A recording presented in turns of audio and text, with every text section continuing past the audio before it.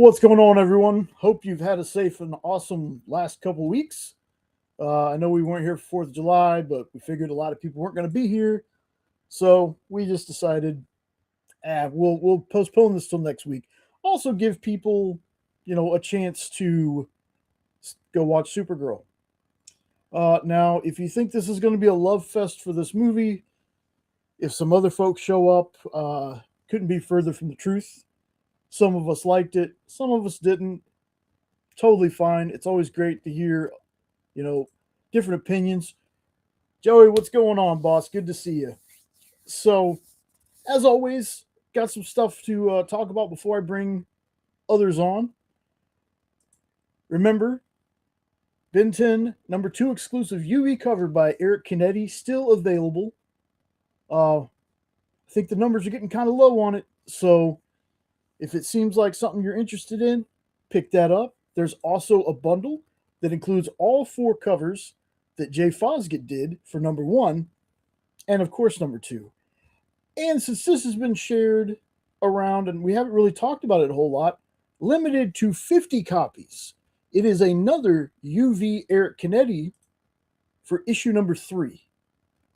So, again, I don't know how far we're going to go with this series. Hopefully we make it to 10. Who knows? But this is an awesome thing the Experience is doing. Thanks to the people behind the Experience, Miss Jen, Nick, Kyle, Ford, and thanks to Dynamite for being the flag bearer on this. Hopefully, if these do well, not only will we do more covers, but maybe we'll have some other companies we can get exclusives for. But you can find this on the website. Like I said, this one is limited to 50 copies. So if you're an Eric Canetti fan or if you've been digging this Ben 10, I think I'm behind on this issue, but just knowing the basics of Ben 10, have been digging it. So make sure you check it out. And even if you don't get our exclusive, check the book out anyway. It is really good. Let's see, what else is there? Kickstarter going on right now for issue number 12 plus trade number 2 of Immortal Era from Edward Davis. I'm going to pop that link in the chat there. You can go check that out. Right there. Now, this is... I lost my place here. That's fun. Okay, so the creative team behind this, Edward Davis, Cesar Oliveira, Maja Opacek, and I'm sorry if I butcher that. We got Dan Smith and everyone's favorite Canadian, Chuck Pino, is the editor on this one, I believe. So be sure you go and check that out. Lorena, good to see you. I feel like I missed you this week in the chat, but awesome to see you. Let's see. Then we got, of course, the pre-launch for O'Hare is still going on. This is part of the Periwinkle saga from Scott Wilkie and Bad Bug. Everything in this little, what I like to call Swilky Way Galaxy, has been amazing. So really excited to get this one in. And I'm going to do something a little bit out of order, out of character for here. I'm going to go ahead and talk about the book that was on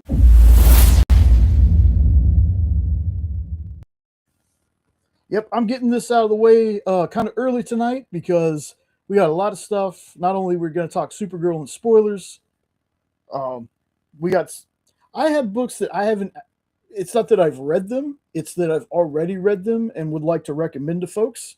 And I know Sean's got some stuff he's read, and some of the other folks that might be joining might have some stuff they want to talk about. So, I want to talk about this.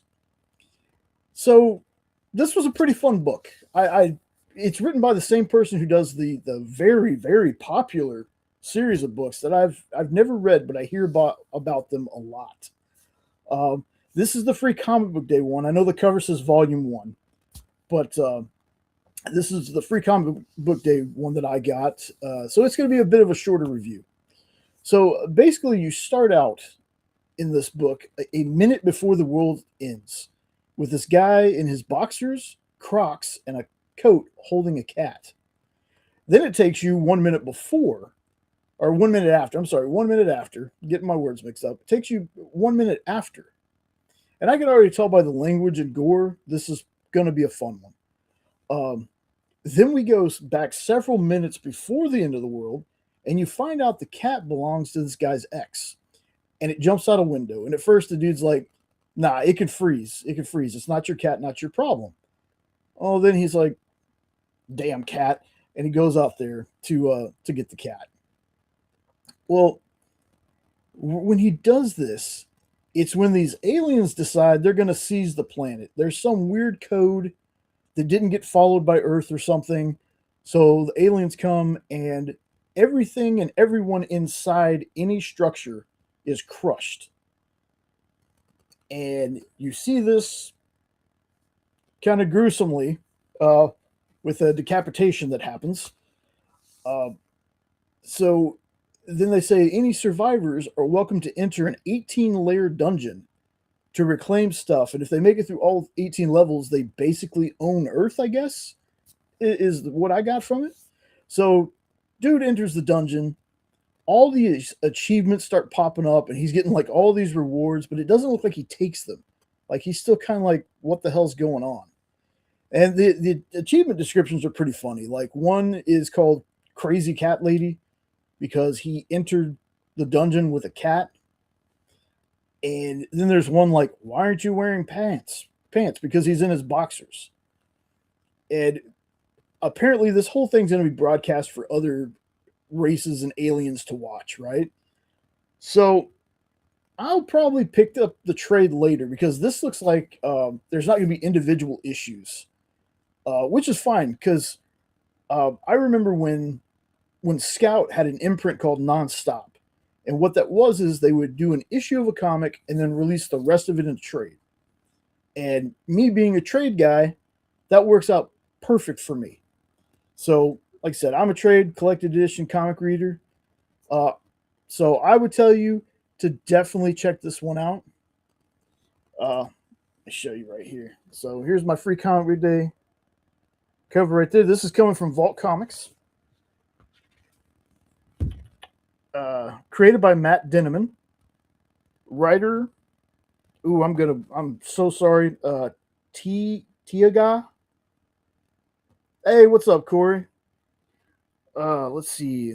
Laurel Pursuit. Cover and lead art by Kuzamari. Colors by Ludwig.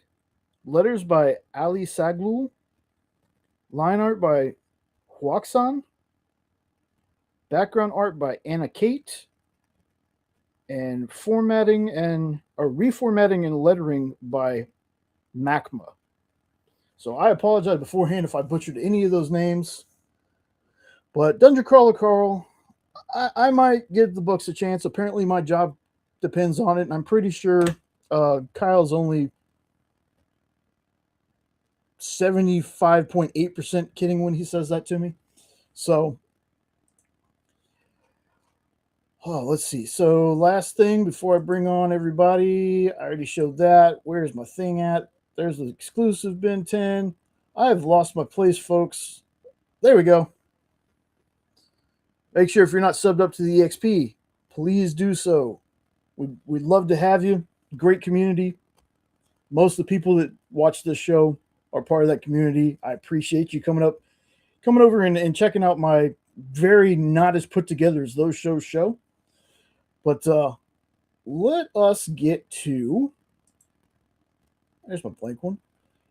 Folks, he's back again.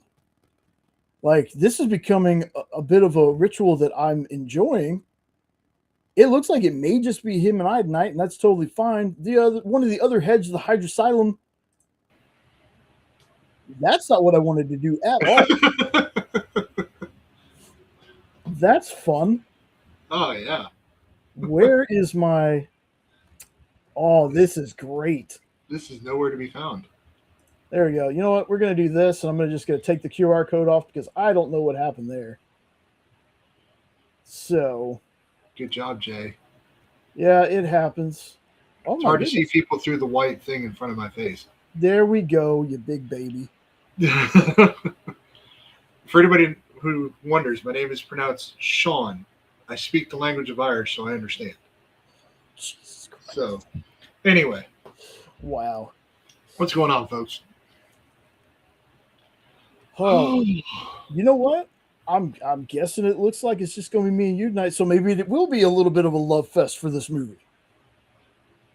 Well, we both agree. We love the movie. But, folks, there's some parts. Yeah. There are some parts, for sure. I'm going to get this out of the way before we really dive deep into it. Okay. I can drop an F-bomb now, right? Yeah.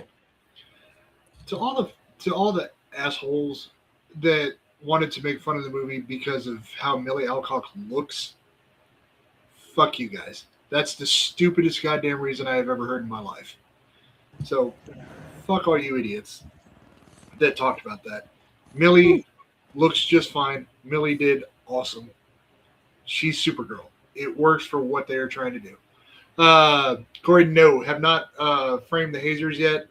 Still trying to figure out how to do that. I've got a nice big spot on my wall, though, so that once we get it figured out, it's going to be up there, and I'll post a picture for you. Yes. But yeah, that's my on the soapbox thing for tonight. Whoa, yes. Lorena All right, saw Lorena it. saw it. I won't have Good. to worry about like Superman. We're like, hey, we're not going to do spoilers, and then we just spoiled the entire movie. Yep. Very awesome. Very awesome. So, folks, also, I know they're not here just yet, but our sister brothers channel in right there. comics. Yeah, sister channel right there, Weirdos Podcast. Nope has been doing some great Nope 3D printing shorts where he's showing all these awesome character boxes that he's made. Like, things look awesome. So make sure you check out the channel.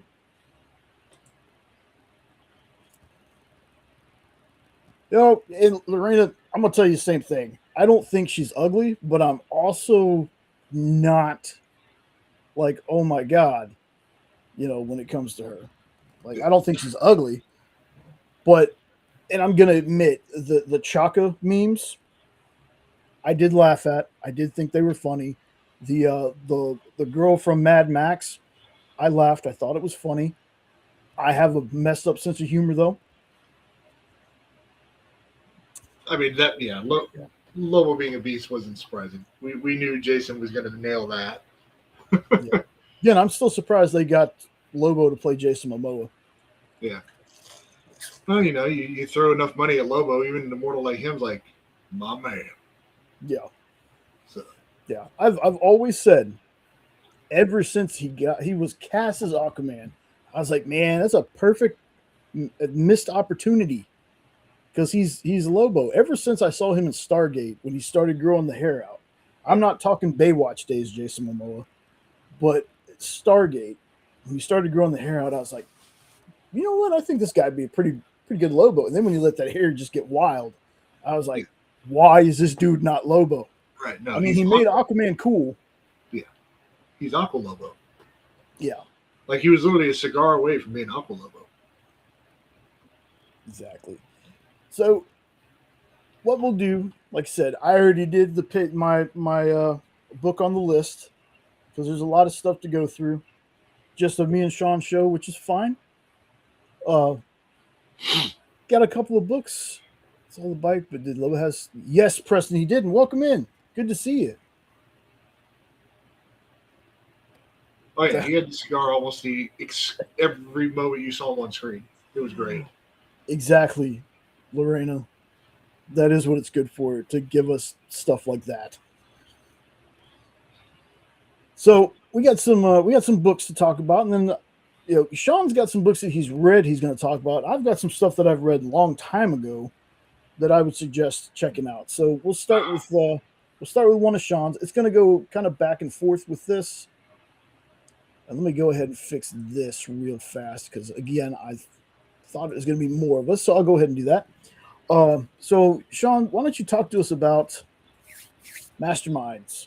Yeah, God, it was I don't know what it was, but there was a long pause between issues 4 and 5, so I had to go back and read the end of 4 to kind of catch up again.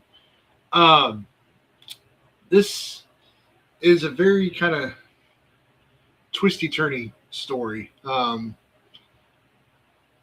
love Zach Kaplan. He does kind of like your sci-fi and kind of mystery stuff like this really well. One of the things he's best at.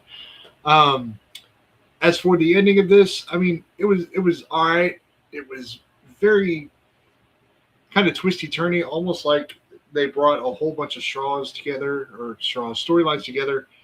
Um, in this last issue, and kind of couldn't make up what they wanted to do until the very end of it. Um, but it was a decent closing out of it. I wouldn't say it was the best. It definitely didn't quite grasp my attention like the first 4 did. But still, it was a good series. They left it open to come back for more, type deals, and so not bad. I mean, if you guys want to check it out, the art's great. I love the art in this book. It's definitely worth checking out for sure if you kind of like those murder mysteries and whatnot. Wow, very very cool. And I see a self-published graphic novel called Eve. Where'd you happen to find that? Did you buy it somewhere? Or I'm interested. I'm always interested when, especially when Corey. If Corey tells me to read something, or if Corey tells any of y'all to read something, you should read it. I haven't caught up on the newest Malevolent, but my goodness, that's a great book. That's a great book. Uh, all right, so a couple of things I want to show off real fast. I think I found it on Amazon. Oh, okay, cool. Corey, is this by like Victor Jean Joe or something like that? Just let me know in the comments if that's it. If it is the one I found. So this is, oh my goodness, y'all, my eyes are not what they used to be. Superman 85, part of Cat Grant's Revenge. This is one of my favorite, like, little self-contained stories in Superman. You have Toyman has killed Cat Grant's son Adam, and this book is about Cat wanting to get revenge. Cat's gonna kill him, and this is Superman trying to stop her, trying to bring Toyman to justice. This Toyman is very strange because he's like in a crib and saying stuff like "Mommy, don't let them hurt me." Like it's a very strange. Like I guess I haven't read enough Toyman in the old part of the DC universe that I don't remember him being like that, but in this one he is, and it just makes it that much more creepier. He believes that he's freeing these kids from evil parents when he kills them, and the end of this book is just it's a gut punch, but in a good way. Hey, Cantonese Comic Kid has the Vampirella book club he does with Triple B. I got your link here somewhere, buddy. I'll share it in just a second. So yeah, there's Cat Grant's Revenge, Superman 85. At least it says 85 on the cover. Yes, 85. All right. Now the next two I had to kind of look up because I've said this before, folks. It doesn't matter to me what a comic looks like. Sleepy Hollow is fantastic. Haven't had a chance to read the hub yet. Both Sleepy Hollows, the Witch in the Western Wood, and the regular one is very very good. This is a little 2-part thing. Don't ask me why I like it, other than I like saying it's the one with the racist ass Bloodsport because I like seeing him get his ass kicked. But this is they're coverless, folks. I want to eventually get to a point where I can, rebuy these with the cover on. But this is Adventures of Superman Volume 1, number 507. It's the first part. It's called Spilled Blood First Cut. Like I said, no cover, but I'm pretty sure I got these for free at a comic shop. There are some shops that, when they have damaged covers or coverless comics, they have a little, crate or something out there you can look through, and they're free. So I just want to read the story. Like if I can get the ones that have the cover, awesome. If not, I still have the story to read, and that's what's important to me. But this blood sport is named Alex. Man, dang it! I know his name's Alex, but this opening issue, man, was crazy when I first read it because it's a woman of color getting attacked in an alleyway by a gang that's both white and black guys. Um, and he takes out the gang, right? And first he takes out the the men of color, and then he turns to the white guys and is like, "You're a race traitor." Kills him, and then the woman being attacked, he kills her. So this one, I want to say that there is a hit on Jimmy Olsen. Like there's two issues. The second one is from, hold on, I had it pulled up. Action Comics Volume 1, number 694. So this is called Spill Blood Second Cut. It's a tight little, you know, two issue little arc. Oh my goodness. Um, Again, I just like seeing racists get their asses kicked, so maybe that's why I enjoy the story so much. Um, but yeah, like if you get a chance to check those out, read it. It's a fun story.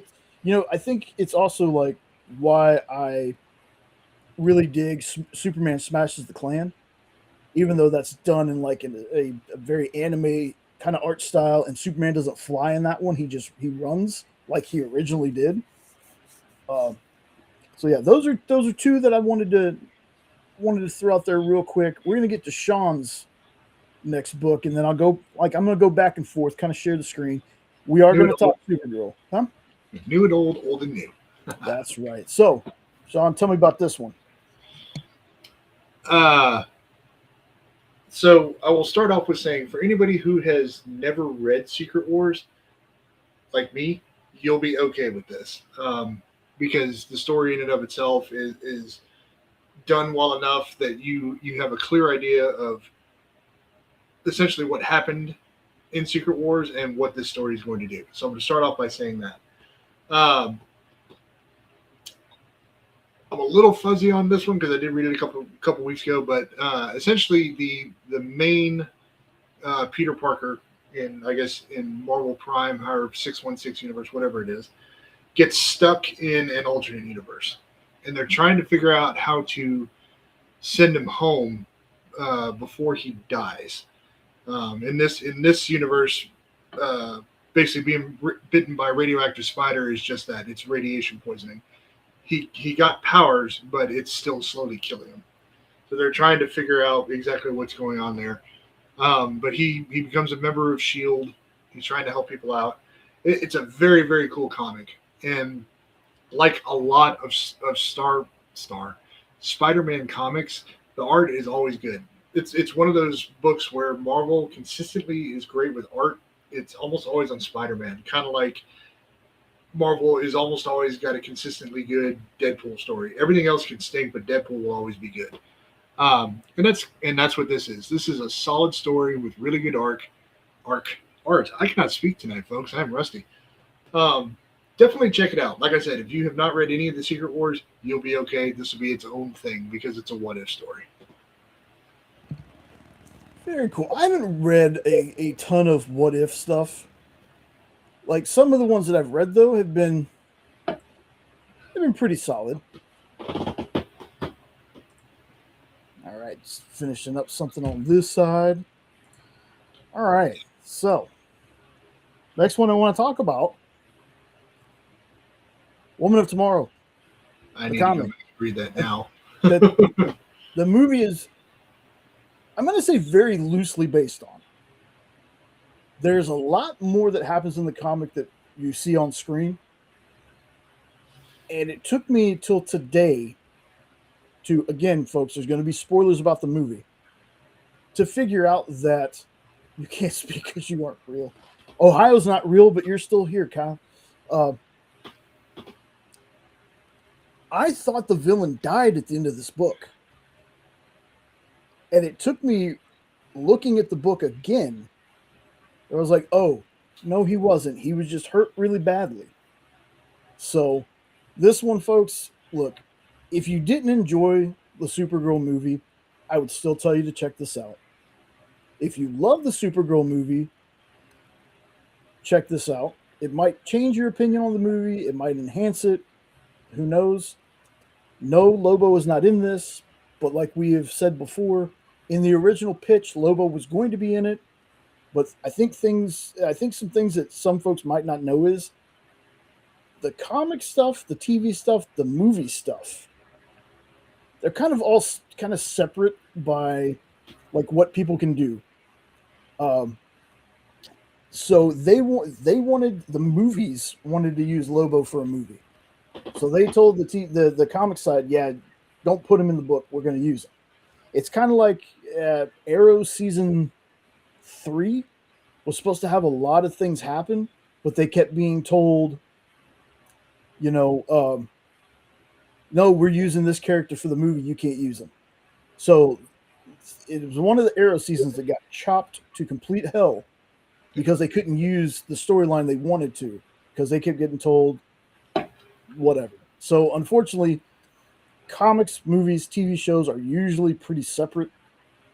But again, this right here, folks, it's a thick book. It really is. I enjoyed it. I know a lot of people aren't big on Tom King. I enjoyed this. I enjoyed his Mr. Miracle run. Wasn't the biggest fan of Heroes in Crisis. I don't think it really stuck the landing, but I don't hate the guy as a writer.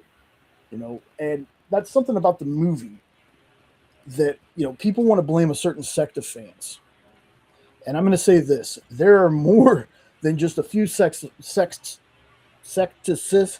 whatever, however you say that word, of those kind of fans. There are people that downright hate Tom King. It's thick. There's people that just hate Tom King. There's people that don't like Bilquis, or I can't ever say her name, and I apologize. Bilquis Evely's artwork. There are people that don't like the Woman of Tomorrow's story, and it's not because they don't like Tom King. Just the story isn't for them. They're Supergirl fans that do not like Woman of Tomorrow. And again, totally fine. Like all this stuff is subjective. If you read this and dig it, let us know. If you don't, still let us know. We know that things we're gonna put out there to people, they're not always gonna hit. There's gonna be some flops, like we know that. But I would just tell you, give something a shot, because you never know when you're gonna be like, oh, you know what? That was actually pretty good. I would have never read that unless somebody suggested it to me, and that's kind of the point of the list too, is going out of the comfort zone that I have with what I read to read something that somebody out there suggests for me. So just want to point that out. We'll get back to Sean in just a minute.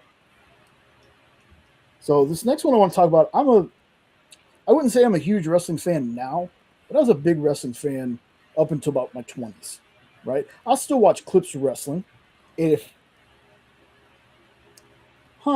That is weird. I don't know. I can see you, Kyle. I can see you in here, but I can't see anything in the actual chat on YouTube. It's weird, but it doesn't update for me either. Wow. But I see everything for Kyle on here. So. Well, just know, folks, we can still see you. I don't know what this is the weirdest thing about Restream and YouTube chat.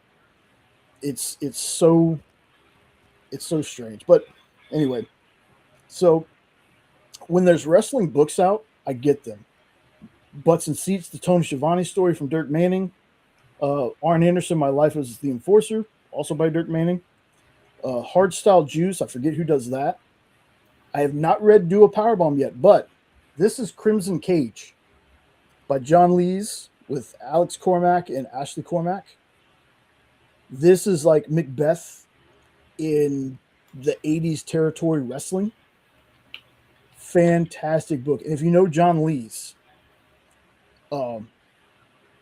you know how great he is at writing horror, psychological horror, regular horror, whatever you want to call it. Even if you are not a wrestling fan, this book right here you should definitely check out. Now, before we go any further, folks, I got a little surprised. Didn't know this was going to happen until a few minutes ago, but I wanted to bring somebody on because we did talk about his Kickstarter at the beginning of the show. So please, folks, help me welcome in the Immortal Era writer himself, Mr. Ed Davis. Hey, how's it going? What's going on, man? Good to see you. Well, thank you for letting me crash. I appreciate that. Oh, of course, man. I'm reaching out like, hey, do you still do your Saturday show? He's like, in fact, right now. Awesome, man. So issue 12, volume 2. Yes. That's wild. Yeah, it's one that I've been excited for because I have so much that's going to happen in issue 12, and then the series just it's a wild ride from that point on. I mean, not that it's been peaceful and calm the whole way, but it really gets crazy after issue 12 because that's our halfway point of the series. For folks that might not know, why don't you give us the pitch? What's the pitch on Immortal Era? So Immortal Era is a post-apocalyptic story that takes place 200 years in the future in a world where everyone has gained immortality. So with this immortality, they don't get any kind of powers or abilities, so they continue aging, they still get sick. There's a character in this story who's just a decapitated head who has to who's forced to keep living on. So it centers on a group of heroes that are out hunting for relics because they want to discover what caused this immortality and find a way to reverse it and save humanity by killing them. And folks, I tell this story every time we're either talking about Ed. I told this story the last time he was on the show, okay?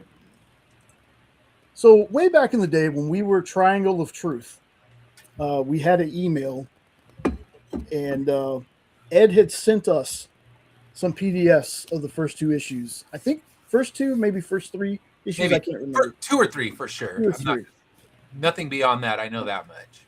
And I was terrible about checking emails for that stuff at the time. But one day I just happened to be going through the emails, and I saw these 2, and I read them back to back, and I reached out to Ed, and I was like, man, I am so sorry I missed this. This is a fantastic story. And that was just the 2 issues. Yeah. I've got the trade for volume 1. I have missed out. I don't know if it's a Kickstarter not sending me notifications, even if I have like the save thing on. But I've missed the last couple of issues. Yeah. But again, and that Dr. Mann, yeah, always still creeps me out. Still creeps me out on his little spider. Yeah. But it's a fantastic book, and I love the fact that in the world today where post-apocalyptic is almost like every comic, yours was so different because we don't just stay in that post-apocalyptic era. We kind of go back. We see what kind of started this whole thing. Like, I want to say that's the opening of issue 1. Issue 2. Oh, issue 1, we get the flashback to the first day of immortality. Okay. But it's like just the way that it's nobody has powers. You don't have a healing factor. You have none of that. So if you lose a limb, it's gone. If you don't get it treated, you just bleed forever, I guess. But yeah, it was such an interesting thing because it wasn't like any other post-apocalyptic thing I'd read at that point. And don't get me wrong, I still I'm the tropey guy. I love my zombies. Post-apocalyptic, give it to me all day. Oh yeah. But yours was different. Like, I'm reading it and learning that it's this group of people led by a father wanting to find this stuff because, like you said, the only way to save humanity is to end it because there's still population growth. There's food is very limited, so much so that you have cannibals in this as well. Oh yeah. So, folks, I'm telling you, the link is in the chat. I don't do this justice when I try to talk to people about it. This is something that you should really read for yourself. Get some back issues. by all means, please check that. You got 22 days left in the campaign. Like, it Yeah. kind of just started. Yeah, we're still, this is the, I guess we've officially finished 1 week.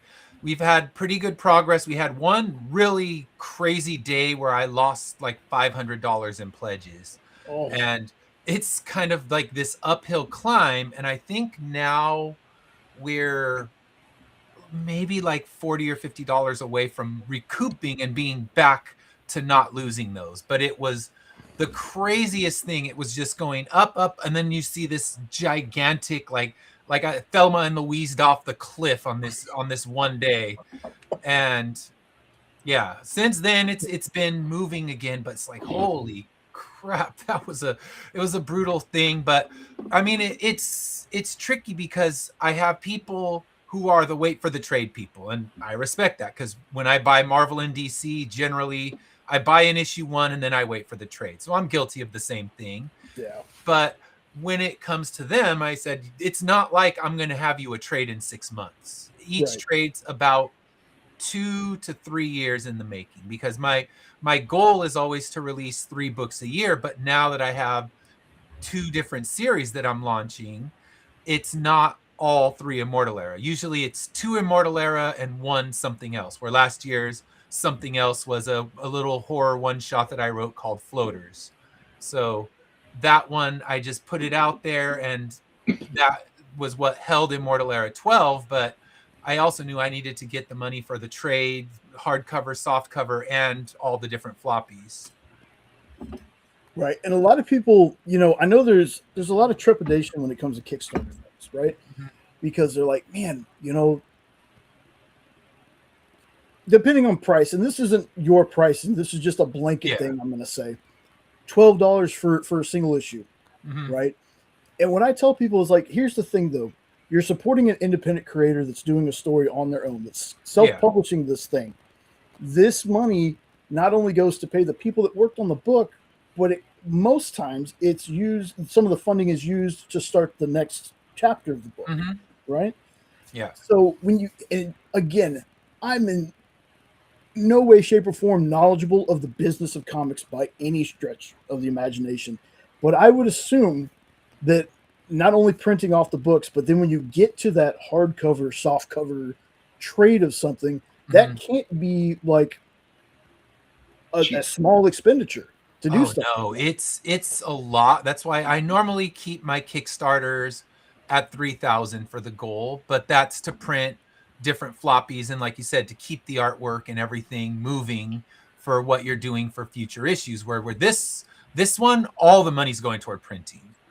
I've already done the artwork, so now this is all going to go into printing and shipping, because that's the thing too, is as the years have gone on, shipping just keeps going up. So my price for a single issue is 16, but that includes the shipping. Right. So for me, it's going to be about $6 to ship, plus I mail them in the comic mailers. I put them in a bag and board. So I try to keep the cost at a reasonable price, because yeah, you're right. Some of the people you see, it's a single issue, and I've seen them as high as $20 after shipping. And I understand where they're coming from. Don't get me wrong, but I do my best to try to keep it at a reasonable rate where it's okay. It's essentially $10 for the book. And yes, that's more than Marvel, that's more than DC, but I'm not printing 100,000 copies of anything. Right. Right. And Joey, you're absolutely right. You can't expect the traditional mainstream stuff. Like, again, that's why, like, being friends with creators, knowing that part of it is just kind of like, why I'm like, look, folks, I understand that this is not the book you're going to see on whatever price guide they use for, how much a book is worth. This is not going to be like Absolute Batman, kind of things like that. Yeah. For me, you get these books because they're good. Mm-hmm. They're good, and Yeah. I tell people all the time, look, I have, I guess a little bit of a humble brag, not trying to. I have a lot of friends that work in the independent, Ed included, independent comic scene, and if there was something they did that I didn't like, I would let you know. This one's not for me. Yeah. But more oftentimes than not, y'all stuff hits the mark for me. Like Immortal Era, I still was kicking myself in the pants when I finally read it, and I was like, man, I could have read this like a month or two ago. I have it out there. I'm gonna grab it in just a second, but I got my trade in. I've read that thing 3 or 4 times now, but like I said, I'm not gonna be able to jump on this one this time. I'll tell you that right out. But trust that your next campaign, I'm definitely gonna make sure that I see this time. I did see this one. There's a couple issues though. Like I said, for some reason, Kickstarter is very wonky sometimes, and Facebook feels like it likes to suppress crowdfunding books. Oh, you're not wrong. They love doing that, and I think I've had people. They come up to me, same thing like you're saying. They come up to me at a con or something, and they see 2 new issues on the table, and they're like, "What the heck? When did these even come out?" And and that's to say, I'm messaging backers, I'm sending new updates, and it's still like they love to shoot it to your spam folder. Facebook just loves to pretend you don't exist. Yeah. So it's a tricky thing in getting ears out there. I mean, even if you're not backing, you're talking about it, and that's something powerful. But yeah, this one, of course, I think you probably stopped at about issue 7. So I would say at this point in all of my writing, issue 9 is still my favorite issue, and that one is all Father's backstory. So we get a lot of it's a 32-page issue. It's completely the backstory of Father, and it introduces a lot of rules and lore for this world. We find out that there is a way possible for people to die, but the way to do it's tricky. But we also discover that, yeah, you can die this way, but your soul's going to be trapped on Earth. So lots of different revelations have come along the way, and I'm spoiling it for people who haven't read, but that's okay. It makes you want to see what happens here. But yeah, there's big revelations. Issue 12 has huge repercussions on this universe, and it's no longer going to be safe for the people who thought that they were safe.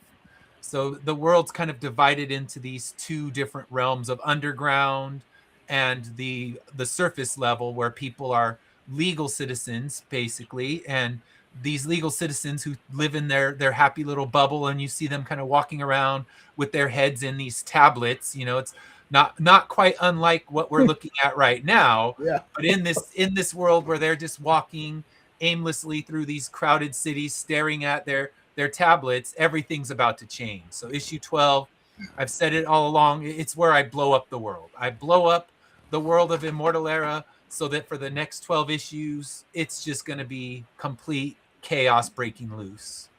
Nice. So since I butchered most of the team's names, I try so hard, and I've even asked about Caesar's name, Cesar? Yes. Cesar Oliveira. Okay. So he's the artist. And then the colorist is Maya Opasic. And then we have Chuck Pinot. He does the editing. And then for letters, we have Dan Schmidt. And then I have an assistant editor, Tony Pipton. And he makes sure that there's just not a single comma out of place or anything like that. So before Chuck even sees the issue, Tony does his run through on it. And that's why Chuck says it's pretty easy to edit your stuff, because you're not making a lot of mistakes. But that's because I don't send him a messy draft. I want him to focus on, okay, story, page turns, things like that, make sure that it's a clean and pure read, but not, there's this misplaced comma and that misplaced dash. And, he can read it just for the sake of the story without having to hawkeye all the different punctuation aspects of everything. Right, man. We love Chuck. Most of us here know Chuck.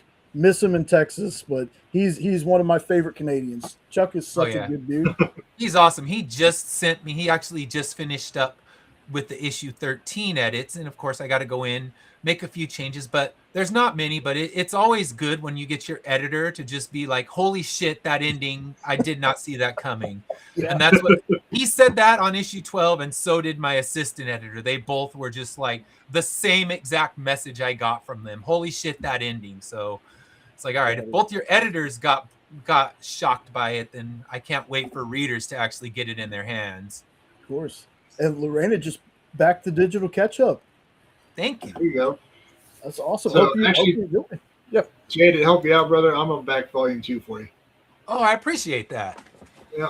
I love the story too, so we're just gonna go ahead and grab it so we can be caught up. I appreciate that. And that we're working on putting everything together, and then my printer went out of business. So that no. I don't know if you heard about, it was Comics Wellspring was who I was going to print through. I've done most of my printing through them. And then I think it was Thursday, they just announced out of the blue that they're ceasing all production. So lots of creators are in the same boat I am, in the mad dash to find a printer when now here I am funding a Kickstarter that needs, it needs books when it's all said and done, because my goal is always a fast turnaround. Right.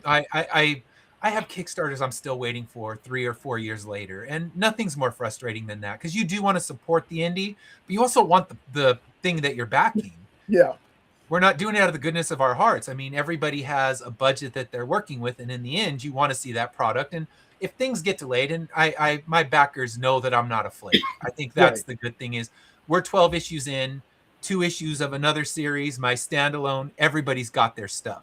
So they know, okay, I'm not a flake. So I might have to send a thing saying, okay, September was my goal, but now that I'm having to hunt and get a new printer, where normally with Comics Wellspring, I would just take the digital proof and be fine with it. But whatever place I go with now, I need to see the physical proof to make sure it's up to the quality level that people want.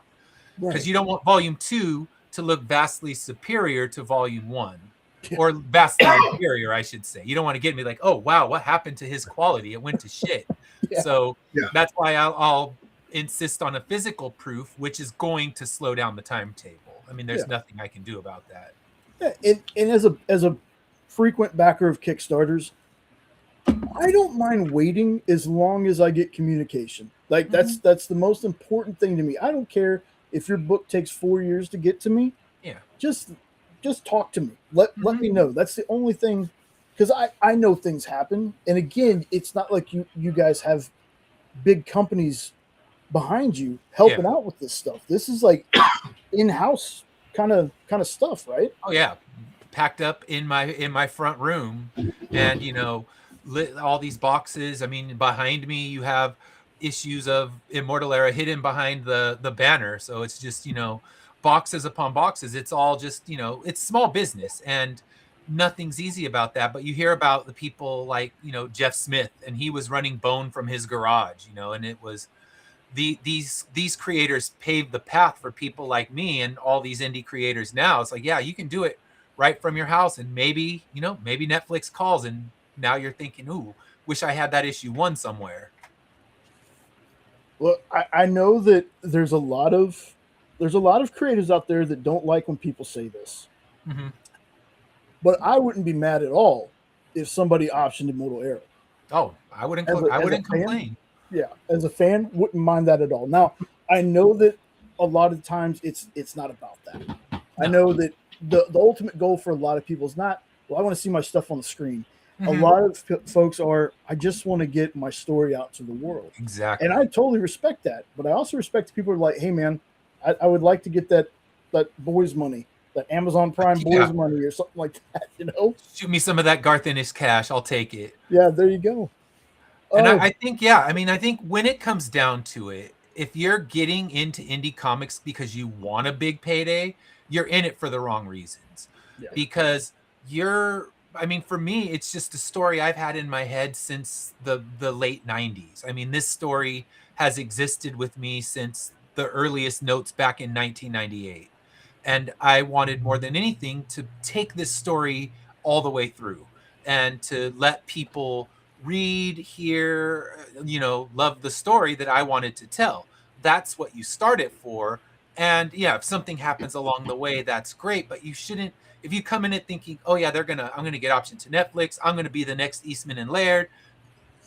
They're one in a million. That's like saying, okay, I picked up a basketball, I'm the next Michael Jordan. That doesn't happen. It's there's a lot of skill, luck, and just right place, right time involved. But if you're just doing it to tell your story, that's what matters. And when you get, you go do a con and someone messages you like, oh my gosh, I read your book, I love it, I can't wait to see what's next. That's why you do it, to hear someone love your story as much as you love it. Because of course you better love your own story. Everyone loves their own material, because if you're not a fan of what you're doing, then you're doing it wrong as well. Yeah, 100%. But it's just, again, it's one of those things for me where I'm just like, even if a person is not into the typical superhero comic book, I always tell them, you got to check out indie stuff, whether it's the ones that are in your comic shop, or just go strolling on Kickstarter. Mm-hmm. There's a comic for everybody. There's so many different genres of comic. It's not just superhero. Yeah. And again, we're going to be talking about a superhero movie, but there's so many times I sit and I'm like, people keep saying that comic book movies are dying. It's like, I don't think that they're dying, but I would like to see another publisher or some indie folks be able to have their vision on the screen if they want it. There are some, like I said, there's some indie comic folks that are like, I don't care. I don't want my stuff, in any other media other than comics. And again, respect that. I really do. Yeah. I'm like, if we could get, like, for example, Comics Tribe, I tell Tyler James, the guy over at Comics Tribe, I'm like, if Netflix ever picked up any of your stuff, that could definitely replace all like the DC stuff that at the time they had lost, Yeah. I was like, I would love to see, there's a book they have called Scam. Mm-hmm. Scam is, what if you had superpowers in Vegas? It's like Ocean's 11 meets X-Men. Mm. Fantastic story. They have another one called The Red 10. Yeah. Red 10 is like an Agatha Christie superhero murder mystery. Mm. It's fantastic. Would make an awesome series. I just think that maybe that there are some folks that tire from the superhero genre of movies, and that's not to say that superhero fatigue, because I'm telling you, Spider-Man, I think, is about to light the world on fire. Oh, it's going to be huge. And so will Avengers in December. They're both going to rake in piles of money, and then we won't hear about superhero fatigue till the next movie, kind of like Supergirl, that makes moderate money, but, not recouping its massive budget. And I mean, I think a lot of it isn't just the budget, it's how much they spend on advertising. I mean, the countless millions they throw for the billboards, for the commercials, for everything else. And then you get movies like Supergirl, which I haven't seen yet. We're actually going to see it tomorrow. Oh, okay. And well, I guess you guys have seen it. So what would you say? Is it worth my time and effort? I think it is. Okay. I have a feeling you'll like it, but you'll have your critiques, kind of like ours. Yeah. And I'm okay with that. I'm okay with having critiques as long as I walk out and I had a good time. Because I think we can't rate the superhero movies on the same scale that we put, all these Oscar bait movies. And some of them are there. I mean, you get some that can cross over both ways. You had The Dark Knight that got nominated. You had Black Panther that got nominated. But in general, they're your movies you go for fun. You drop your money and you're happy when you walk out of the theater. And you don't need to, it doesn't need to be like, okay, this is going to get this many nominations and do this many things. But I think, like you said, indie would be a good way, because look at what's happening with the indie horror renaissance right now. Yeah. You're getting these dirt cheap movies that are well acted, well produced, with little bits of money, and they're just cleaning house. It's like Blair Witch all over again. Yeah. And if they could take that with the indie comics and say, okay, we're gonna adapt some of these lesser known indie comics, because people knew these creators from YouTube, but they weren't these big household names, and yet they still just cleaned up. And that's the kind of thing that indie comics would need to do. You don't want to think I'm going to adapt my indie comic and I want $150 million budget. People aren't going to pay that on an unknown commodity, but maybe because of what we've seen with horror movies lately, there's a chance that we can see indie comics on a cheaper, low scale budget. Give them a chance on the big screen, on the small screen, on these different streamers, knowing that we're just going to kind of throw a little bit of money, a lot into advertising, and try to pump up some of these, some of these ones that have made 100,000 on Kickstarter. There's creators like when you were talking Comics Tribe, their Kickstarters always do really well. Yeah. So someone like them, they have a built-in audience. Give them a shot, but don't say, okay, now here's this $100 million movie, because you're just begging them to fail, and then they can proclaim indie comics aren't successful and ignore them for a long time again. Yeah, So too do much it on a small clickbait. scale. Yeah. Low risk, high reward. Yeah, Mhm. exactly. I think it's kind of funny though. I've not seen Backrooms or Obsession yet, Mhm. but I think it's kind of funny that, and I know I'm gonna butcher his name, but Chiwetel Ejiofor was Baron Mordo Mhm. in Doctor Strange. Yeah, Is the star of Backrooms, yeah, and I want to say her name is Indy Navarrete, yeah. I think who that's was Nikki. Yeah, she was in Superman and Lois. yeah. I just find it funny that you know we're, that two people from superhero franchises, the Marvel and DC franchises, are in two of like the biggest movies Yeah. that have And I happened. would say that she's got a chance at being nominated for an Oscar, because her performance, pretty much, it's a low budget movie. It's, a simple story. It's the monkey's paw, basically. And without her performance, it's just another throwaway movie that goes to Shudder. But with her performance, it's so elevated. And if they snub her, I think there's going to be a lot of backlash, because it is, whether you love or hate the movie, you can't say a word against her performance. It is spectacular. So I'm hoping she gets nominated and not thrown to the side. But I mean, last year Sinners got a lot of love, so they are not just throwing it at the same ones. I mean, it didn't win the big categories, but it was nominated more than any other movie. Yeah, that and Weapons was pretty huge, Mm-hmm. if I remember correctly. And that one won. I know, I forget her name, but I remember her from Tank Girl. She won her best supporting, so well deserved for that. And that's a little movie. That's another one. It's a little horror movie, small budget, and huge box office. So that's what I'm hoping happens with indie comics. Let some of these YouTube gurus that are just tearing the world up right now find an indie comic. Be like, because you look at all the Boys and Preacher. I think it was Seth Rogen discovered Mhm. those. Yep. We need a Seth Rogen of the YouTube community to find his or her favorite indie comic and put that thing up on the screen. Yeah,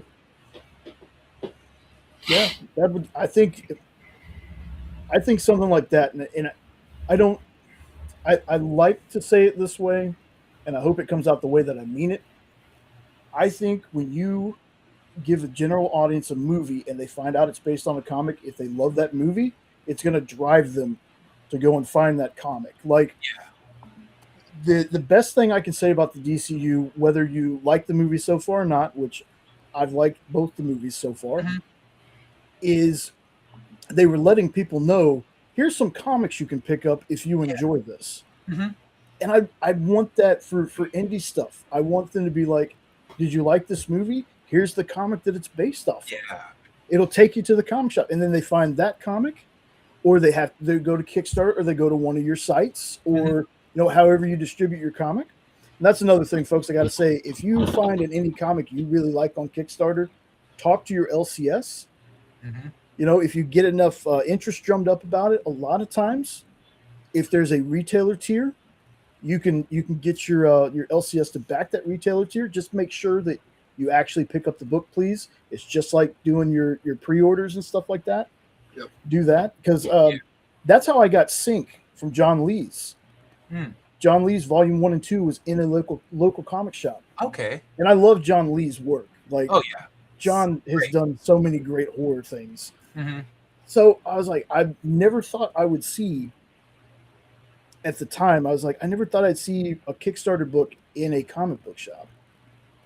And the comic shop that we were by, because we're not by them anymore, they were very strong supporter. Miss Jen, very strong supporter of indie comics. Had her own section on the wall that was all indie stuff. Mm-hmm. But again, it's weird to say, but some of these movies are driving people into their comic shop. And Yeah. I think that's just anything that builds comics up to me is always a good thing. Like as a fan, Yeah. again, I have no skin in the game when it comes to comics. Mm-hmm. The experience, I'm a producer on the shows back there, but I just let the pros do their work and I just sit in the background and push the buttons. Mm-hmm. But it's about raising awareness, and I love the fact that the indie community isn't, from the outside perspective, isn't as cutthroat. It feels like there's a lot of people within the indie comic scene that like to help each other, Mm-hmm. and not just like, this guy's competing against me. We have a Kickstarter going at the same time. There's a lot of times I see that they are sharing the other projects, and I love that cross promotion thing. Yeah. Now I didn't scroll all the way down on your page. Are you cross promoting with anybody? I am. I'm cross promoting with Lori Calcaterra on Path of the Pale Rider. She's putting out her volume 2 of Path of the Pale Rider, and if you back both at a physical level, we have a metal trading card that you'll get. And we did that last campaign, and it was really, it came out beautifully. It's double-sided metal, and it'll be both of our foil covers, but on a nice little metal card. And those ones, I put them out at the cons, and they go quick. So I've done it. I did one with Dan Schmidt with his Worms Crawl Out book. And then that's actually Worms Crawl Out, Worms Crawl In, and Worms Crawl Out. I don't know if you've read either of those, but those 2 books are what drove me to hire him as an artist for my little horror one-shot that I made. Oh, I haven't. I've heard of them. I have not actually read them yet. And I gotta tell you, man, metal cards.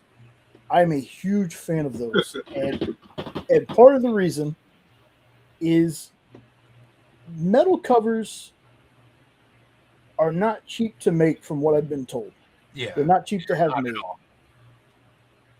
Now, I've heard the cards aren't exactly like pennies to make.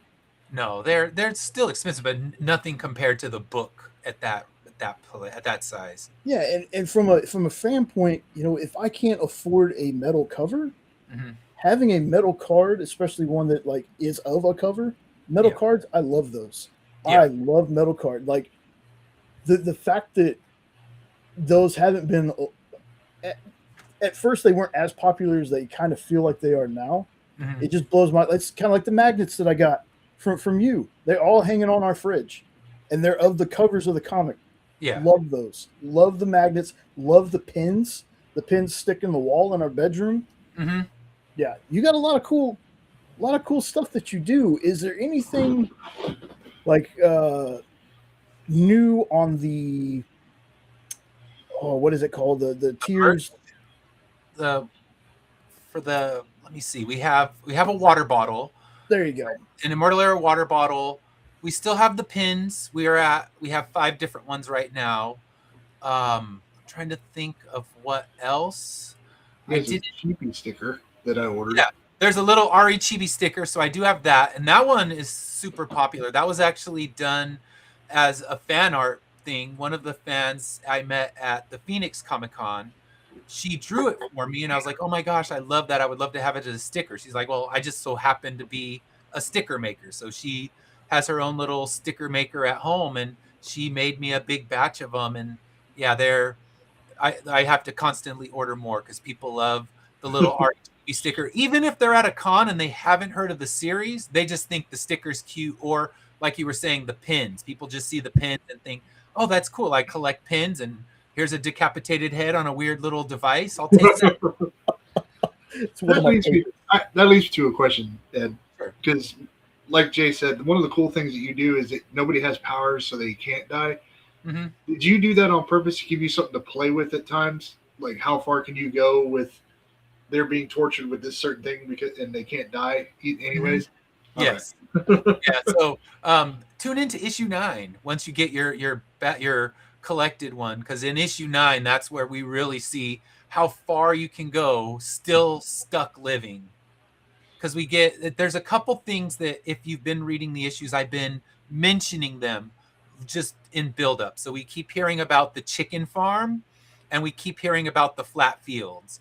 And in issue 9, we finally discover both of those, and it's a complete setting change. So most of them are set either in the underground or the above city, where issue 9 is the first one that's set in almost this old western town where you get these wastelands of desert where there's plenty of people living there. They're not worried about the rules. They're not having to have their special chips to live there, but it's a brutal society. So we see what the chicken farm is. We see what the flat fields are. And it's one of those things where I hope no one guessed. That's always my best hope, is that you can think you know, and then you find out you're like, oh, damn. And that's, I was talking because Lori, she was on my show this morning. I have a Saturday morning show I always do. And she came on my show and was like, "Oh yeah, the chicken farm. I did not see that one coming." And she had her place. I forget what she called it. I had predicted something and was completely wrong as well. So I'm like, "Yep, you stumped me as well." But we joke because we both have books where everyone's gained immortality, but she takes more of a zombie spin on it, and mine it's more just living. It's more The Walking Living than The Walking Dead. Yeah. Again, it's a horrifying thing to think of. With death plays an important part in real life, like, and just to think that this is, and I always get the number wrong, is it 300 or 400 years in the future from when the 200 years. 200, okay, see, yeah, just to think the population growth mm-hmm. in that amount of time when nobody can die, because I assumed, like, when I first started reading it, I was like, can these folks still have kids? And then I was like, oh, yeah, they can. Mm-hmm. And my mind was like, well, what are they going to do about food? And then I get to the part of the story where I'm like, oh, yeah, that kind of really makes sense. Yeah, I try to have the answers that people are going to want all in my head. And there's once in a while someone will come to the table because they're trying to stump you. They're like, all right, we're going to test you and see if you've actually thought of all the different scenarios. And the only one I had no answer to is, what if they were astronauts in space? Like they're up at the International Space Station. What happened to them? Did they become immortal? I'm like, did it only affect Earth? Did it hit the International Space Station? So I don't have an answer for that one still, but that was the first time I was stumped. It's like, all right, touche, you win. Okay. I said, all right, here's a sticker for stumping me for the first time for a long time. So now we're going to have to do the horror trope of immortal era in space. Yes, and that's the thing. What happened, because I wrote a little short story for the Collective Initiative, which is something Travis Gibb puts together, and I wrote a 6-page short story where we see immortality the moment it starts in Japan. And in this universe, we have the Grim Reaper because it's the Western, just the Western personification of death. But in Japan, it would be a Shinigami. So we see a Shinigami when immortality begins, and it kind of shows what happened there. And I thought, I could write a story just like that, a quick little 6-pager of immortal era in space and what the heck happened. Since at this point, I don't know. I would assume it's just humanity, and if you're a human, you're screwed, or an animal even. But yeah, it's the first stump question I've ever had. That is a good one. That is a good one. Speaking of Travis, did you have a story in the Cthulhu Invades? I did. Cthulhu Invades Fairy Tales. I had the second story in the volume, which is The Fisherman and His Wife. Nice. Jenna just got her copy in yesterday or the day before. Oh, that's the new volume. I have a story in that one as well. My story in that one is the Dunwich Horror, it's called. And it's not Dunwich Horror, the Dunwich Touch. And I merge the Dunwich Horror and I merge it with the Midas Touch. So that was my short story for that one. And then I will have one in the third volume as well, which isn't even launched yet on Kickstarter. Probably, I'm guessing, by the end of the year, because he's got to get everything fulfilled from this one, and he was waiting on overseas books to finally get through customs and everything. So that one I have, it's the Brave Little Tailor and the Dreams of the Witch House that I combine. Oh wow, Nice. wow! How is it writing an anthology with a bunch of other? And I think I saw some pretty big names Yeah. in the Cthulhu invade stuff. Like how is it? Like, do you talk to the other creators to see what kind of story they're doing, or how does that all work? For the Cthulhu Invades Fairy Tales series, some of them he has kind of an interconnected story that you have to completely make all these different merges and connections. Where the Cthulhu Invades Fairy Tales, it was more, here's a list of Grimm's fairy tales, and then he kind of went outside of Grimm's fairy tales as well. And your job is just to pick your favorite fairy tales from that and send him the pitch. And you don't really talk much with the other creators until everybody's got their story assigned to them. And then we did a lot of podcasts and things like that where we would come on and talk together about our stories, and you see where the other people are coming from, which is always interesting because you don't know what Lovecraft they're grabbing, or you know what Grimm fairy tale, but what Lovecraft are they going to try to connect it to? Because my thought was in all of them, it's like Cthulhu's always kind of he's the malevolent force in this universe, but none of my stories are directly connected to Cthulhu, but anything can make Cthulhu rise. So I kind of look at it like that. But yeah, it's interesting because you don't know what other people are doing.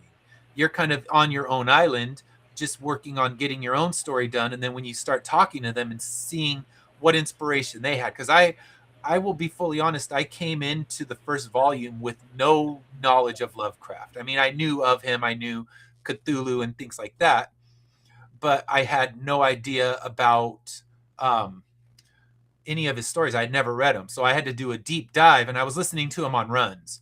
So I ran all these runs listening to these things. And then my assistant editor just so happens to be a huge Lovecraft fan slash fanatic. And I told him, like, you just make sure that my stories follow the lore of Lovecraft enough that no one's going to come after me on a subreddit or something. Oh, people always find a way, man. They'll always find They can, but I said, all right, they can hate my story, but they can't say I broke any rules of lore. That was the main thing I was going for, because I said I know the Grimm fairy tales. I'm safe with that. I know what's going on. I've read all those, and the one that I picked, The Fisherman and His Wife, I had actually used that one as a short story in one of my classes that I teach, where I was teaching, okay, let's look at wishes, and we read different books about wishes going wrong. And that one I had taught. So I knew that story very well. And when I wrote it, I made sure I followed the sequence of wishes exactly as they're presented in the book. So, was this your first time, like with Travis? Was that your first time doing an anthology story? I had done the short one for the Collective Initiative. That's right. Okay. That was my first one, and that one was it was just 4 short stories, but nothing connected. They were just 4 creators that he invited to come into the project. And that was my first time writing short story, which was interesting because I'm used to writing this big, long form story that's, going to be 24 issues plus some little fill-in issues. So when it's all said and done, it'll be about 30 issues, but there's going to be one shots that come out that are not directly related. Like, even though it was numbered issue 9, it's a standalone book that's father's origin story. So that each one of the story arcs will have one of those, which will add another story arc to it. But writing short, like, you have 6 pages and you got to tell everything in those 6 pages. It was a different challenge. I mean, I liked it because you have to learn to just give the most important pieces and leave everything else out. So, I guess, since you got some of that under your belt now, is there ever going to be like an Immortal Eras anthology that you get some people to? It is. It's something I've been wanting to do for a while, and now that my thought was I always wanted to finish volume 2 of Immortal Era first. So once that's done, I've already got a few creators that are interested in it, but it's just going to be Tales from the Immortal Era. And the rule is, of course, you're in a world that's immortal. Do your thing, whatever you want to do. Just don't use my characters because they have a preset arc that you can't really mess with, because you could do something that's like, no, that's out of the continuity. This was supposed to happen later. So you can play with some sub character, some small one that's been seen maybe for one panel or something, but in general, you're just going to tell a story of immortality. And one of the writers that pitched me an idea was doing it as a comedy, and it sounds great. Another one doing it as like a pure horror story. So it's something that I want to do, and I'm actually going to talk to Travis for help on that, because he's run multiple successful anthologies. So he's a name that I trust. I mean, I trust him anyway. He's done a lot of good for me and helped me out along the way. But I also know he knows how to put together an anthology, put together creators, and get the best product out there. So my goal is that once I get volume 2 complete, that I can start taking submissions around October to launch next October as a Halloween thing. Oh, Okay, that'd be awesome. Sean, you got any questions for Ed? How did you come up with the concept? Really, I'm just generally curious, like how something like this came up. Okay, so it's actually, I was in college. I was an English lit major, which you would expect. You know, most writers are something in that kind of field. And one of the little excerpts that we read came from Gulliver's Travels, and it was, he goes to an island where everyone on the island is immortal. At first, he thinks this is paradise. This is where I want to live. And if you read Gulliver's Travels, the full book, he's just constantly trying to find something new and something better. He's just not satisfied in his life. So at first he thinks this immortality island is perfect, but then he sees the people that are hundreds of years old. And in that particular story, like in Immortal Era, they continue aging, they get dementia, they can barely move, and then he just leaves the island. It's about 8 pages long, maybe. But I remember as I was reading that story, it just started blowing ideas up in my head. I thought, okay, what if I made a world where this curse was there, but what we're going to create a solution? Because Gulliver's Travels doesn't offer a solution. He leaves the island and that's that, and moves on to the next one. But in my mind, it started making me think, how can you fix this terrible problem of immortality? So that's when I started just scrawling the notes, the earliest notes for Immortal Era. And I just wrote, okay, immortality's bad. And then, okay, here's how it's going to be fixed. Here's what caused it. I kind of started outlining everything for it, because it was originally going to be written as a novel. That was my original intent. And it was just something that I worked with for years. I mean, my notes go back to 98. And it was just add a little bit here, add a little bit there, and it just wouldn't go away. So I thought it's time to finally either make this idea happen or just take these notes and throw them in a dumpster, because it's never gonna be anything. So I thought, you know what? I'm not letting the story die in a dumpster and in my head. So I just started adding to those notes, fleshing it out, and turning it into a comic script from its original novel form, which presents its own challenges, because my first draft of it was so wordy, there was no art left, because you're writing the kind of dialogue that would be in a novel, not in a comic book. So it just, yeah, it started from that general idea, and also taking kind of the On a Pale Horse series, which has death, dying, and that's where I kind of got that idea. But in that one, again, it's just, it kind of randomly fixes itself. And I thought, how is it going to be fixed in this? So that's where it all came from, was, okay, we know the problem. How is it fixed? And the very first notes were just the loose notes like that. And the first part that I actually wrote for the book was still the opening for the book, where we see the flashback into this, hospital where people should be dead, but they're living. So my very first pages were written all the way in 1998, and they still ended up being the opening of the comic series. Always amazes me where everybody finds their inspirations from.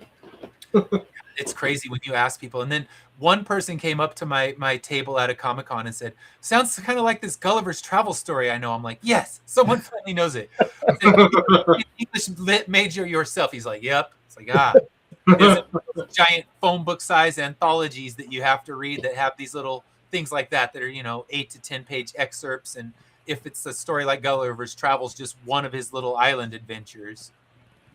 Nice.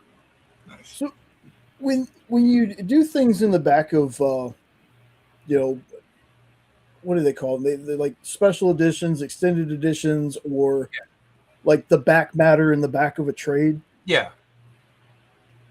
How hard is it to figure out what you're going to do with what you're going to do back there? I kind of looked to other creators that are similar, that are releasing deluxe hardcovers, and looked at what they have in there. And one thing you see in all of them is a good cover gallery. You see a script to final section. So I have that. So the hardcover will have a script to final section where we'll see from the original just kind of sketches that he did all the way through pencils, inks, color, and letter. So I do a section like that. And then I also like to throw in a little bonus story. So in volume 1, you got a little 4-page story that kind of connects volume 1 and volume 2.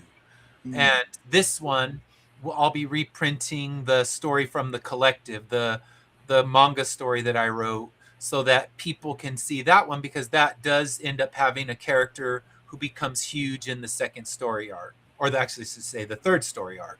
So that's the kind of things I do. Is okay, you're going to get hardcover and softcover will both get the collective story, but only the hardcover is going to get the full cover gallery and everything like that. Because that, if people are buying the hardcover, they like something more deluxe. So you want to give them almost like, even though it's dying, DVDs and Blu-rays, you can buy the regular edition or you could buy the special edition. So same kind of thing. Like, here's your regular edition, the soft cover. Here's your special edition, the hardcover.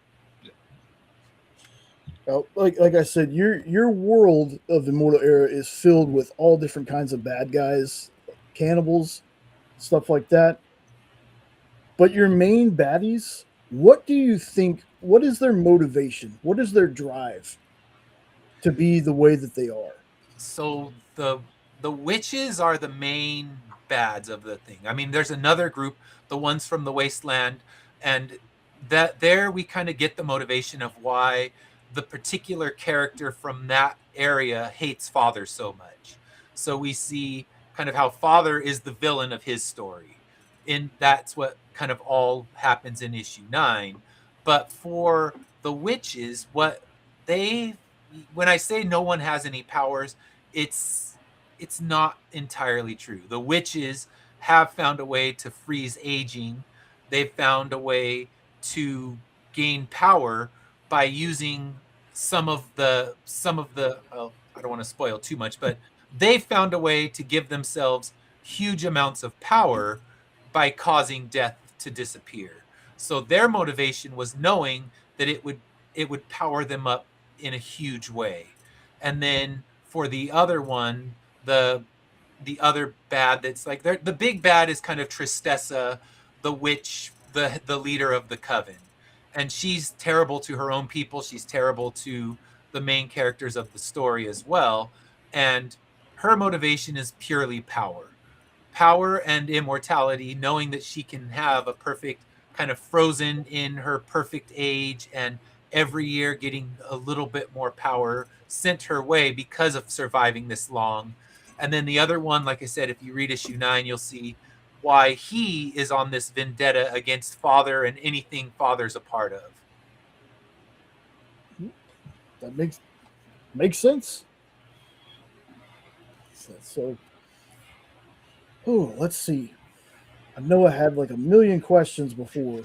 That's how it goes. Then you forget them. You're like, as soon as I log off, you'll be like, damn it, I knew this one or that one. That's exactly what's going to happen. Yeah. That's exactly what's going to happen. I just did for my one of my shows, I interviewed a singer, and I had all these questions written down. And then as we finished, I was like, oh, I should have asked her about that, or I should have asked her about this. And it's like, now it's too late. I had her there, and it's like she wasn't trying to rush off, but then you think, all right, I'm good. And then as soon as you finish, like, oh, there's a flood of 5 more questions you wish you would have asked and Yeah. didn't. But you know where to find me if you have a question. Yeah, Not that hard to get. absolutely. That's another thing, folks, that I can say.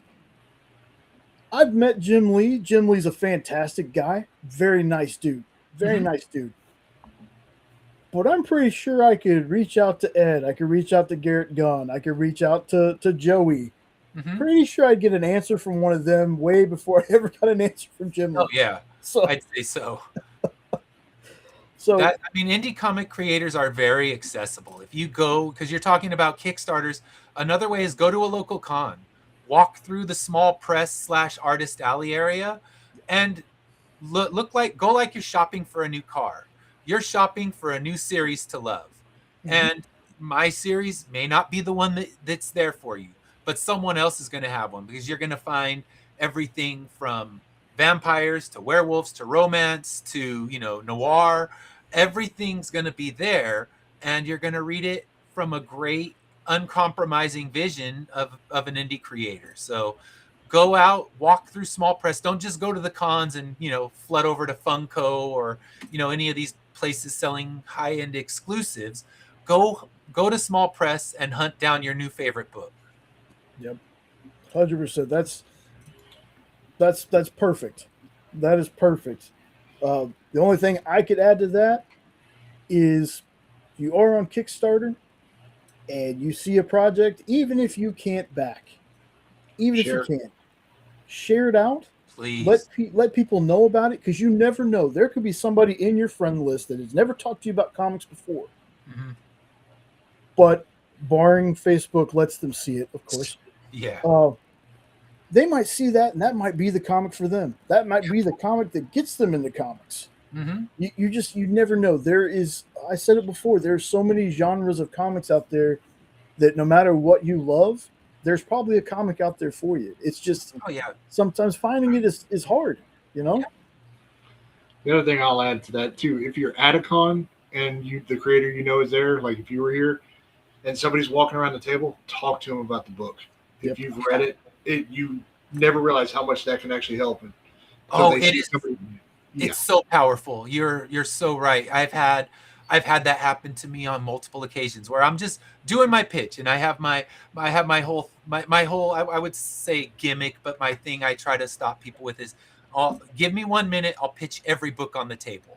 So that's kind of the thing, is like, oh well, would you like to hear about my book? Oh, I don't have time. I said 1 minute and I'll pitch everything on the table.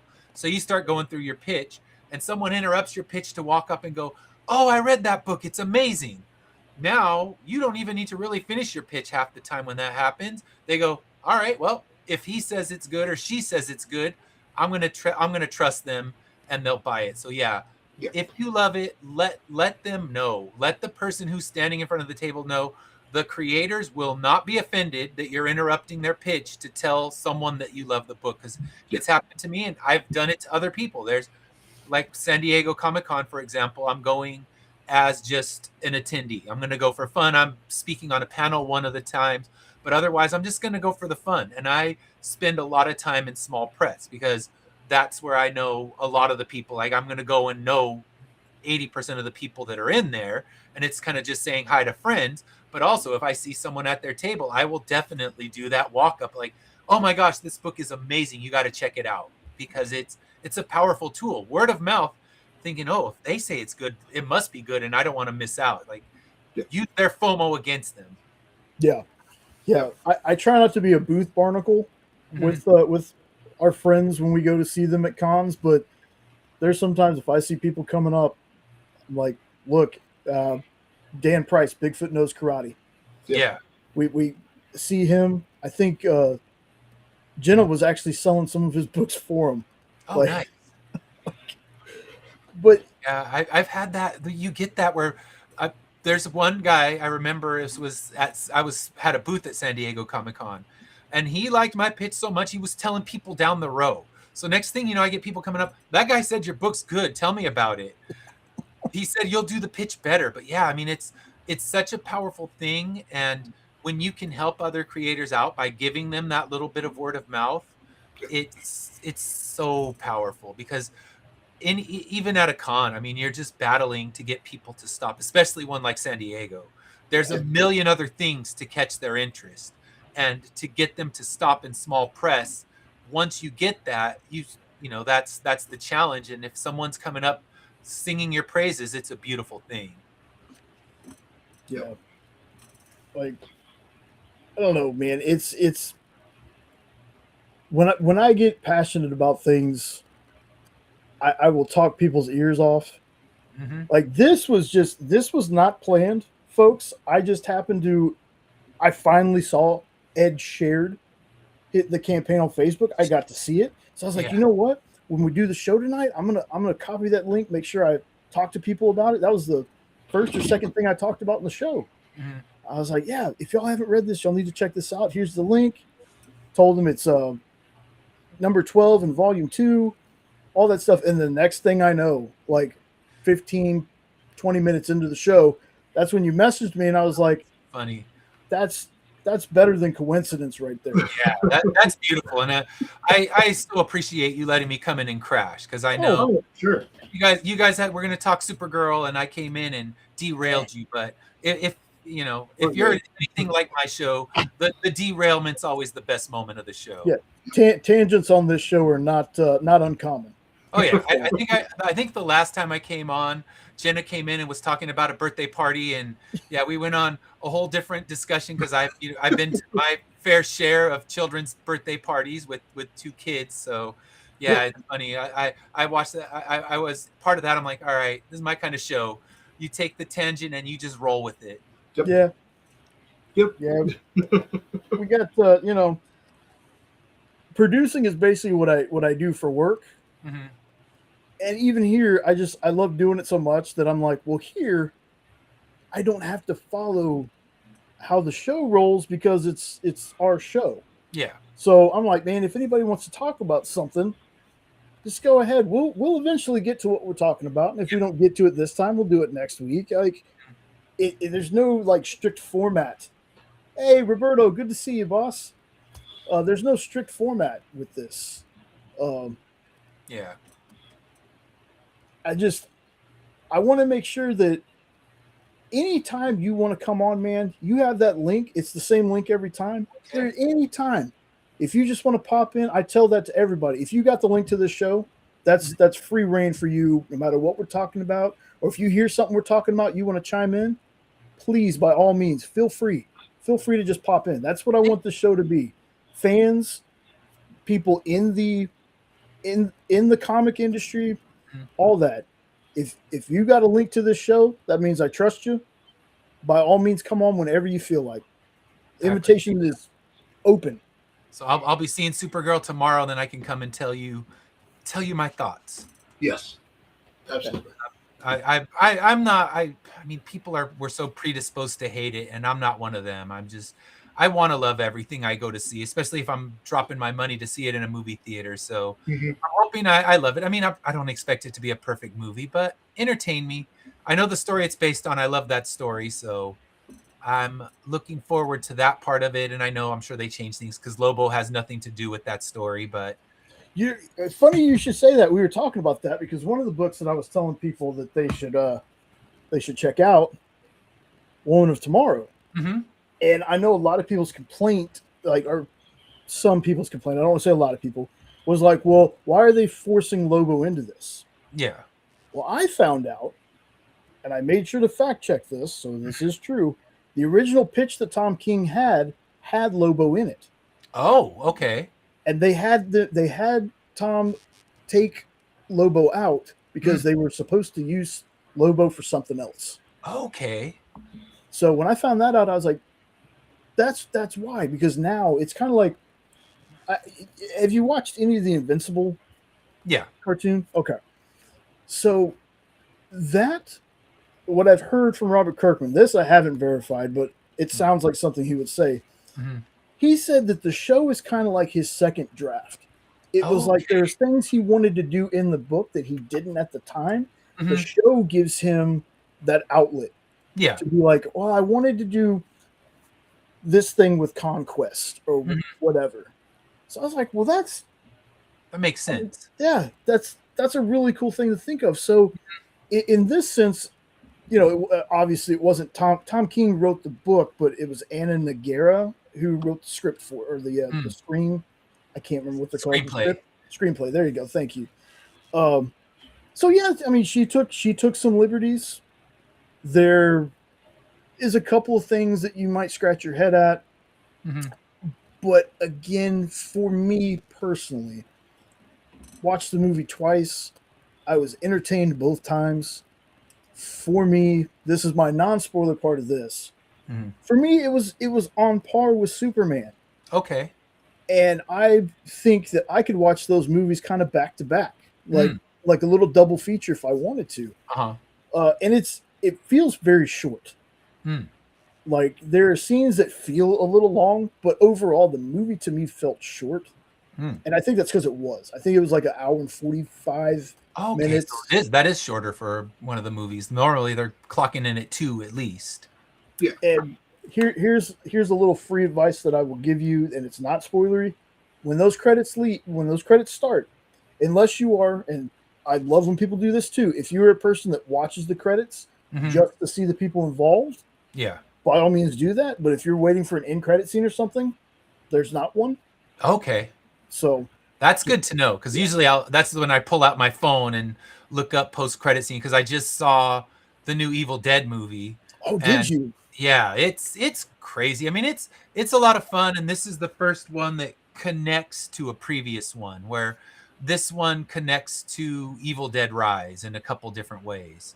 So I think what they're building toward is a sequel that will bring those two movies together. So it was good.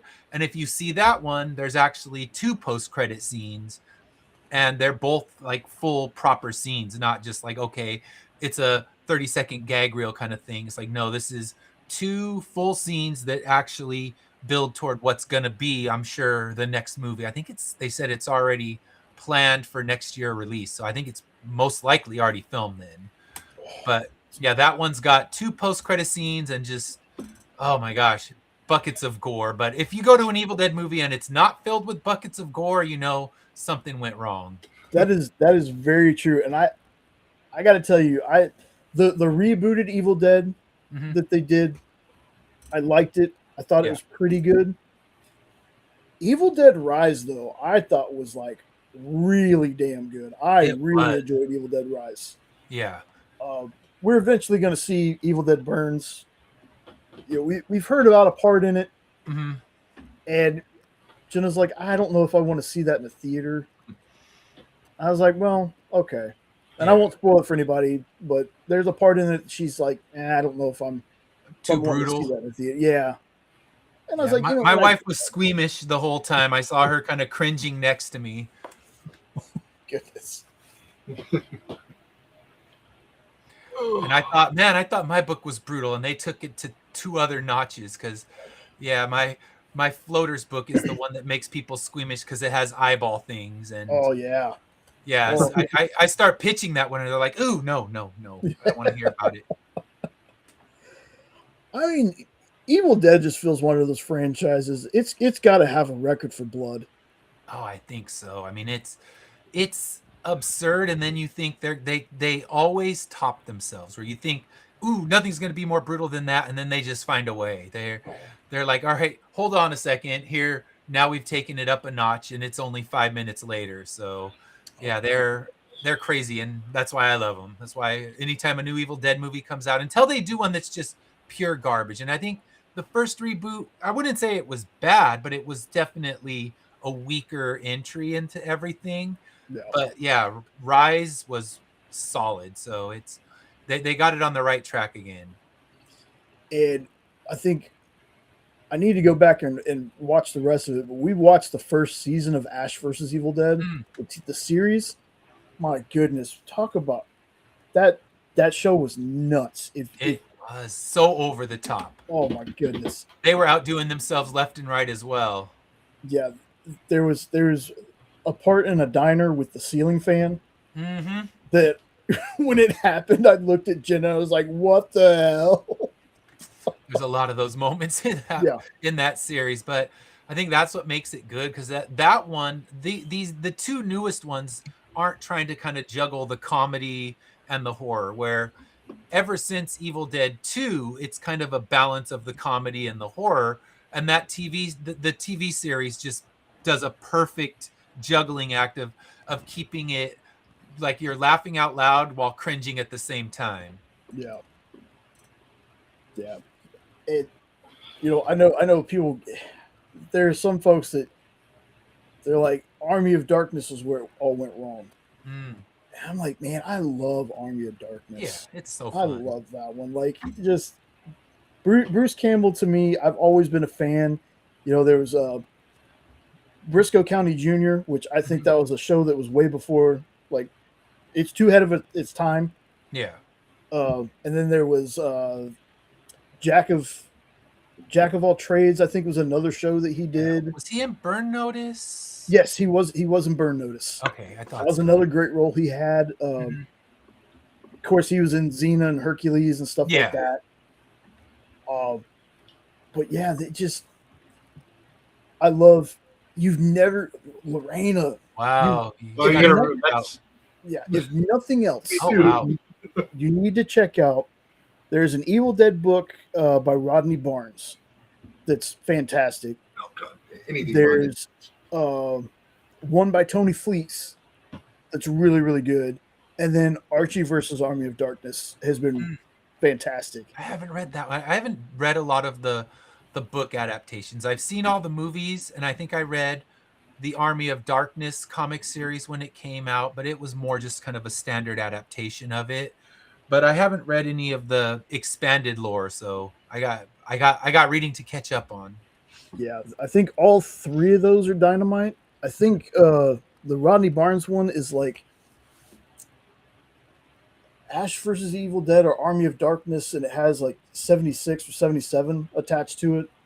Like it's got one of those years on it.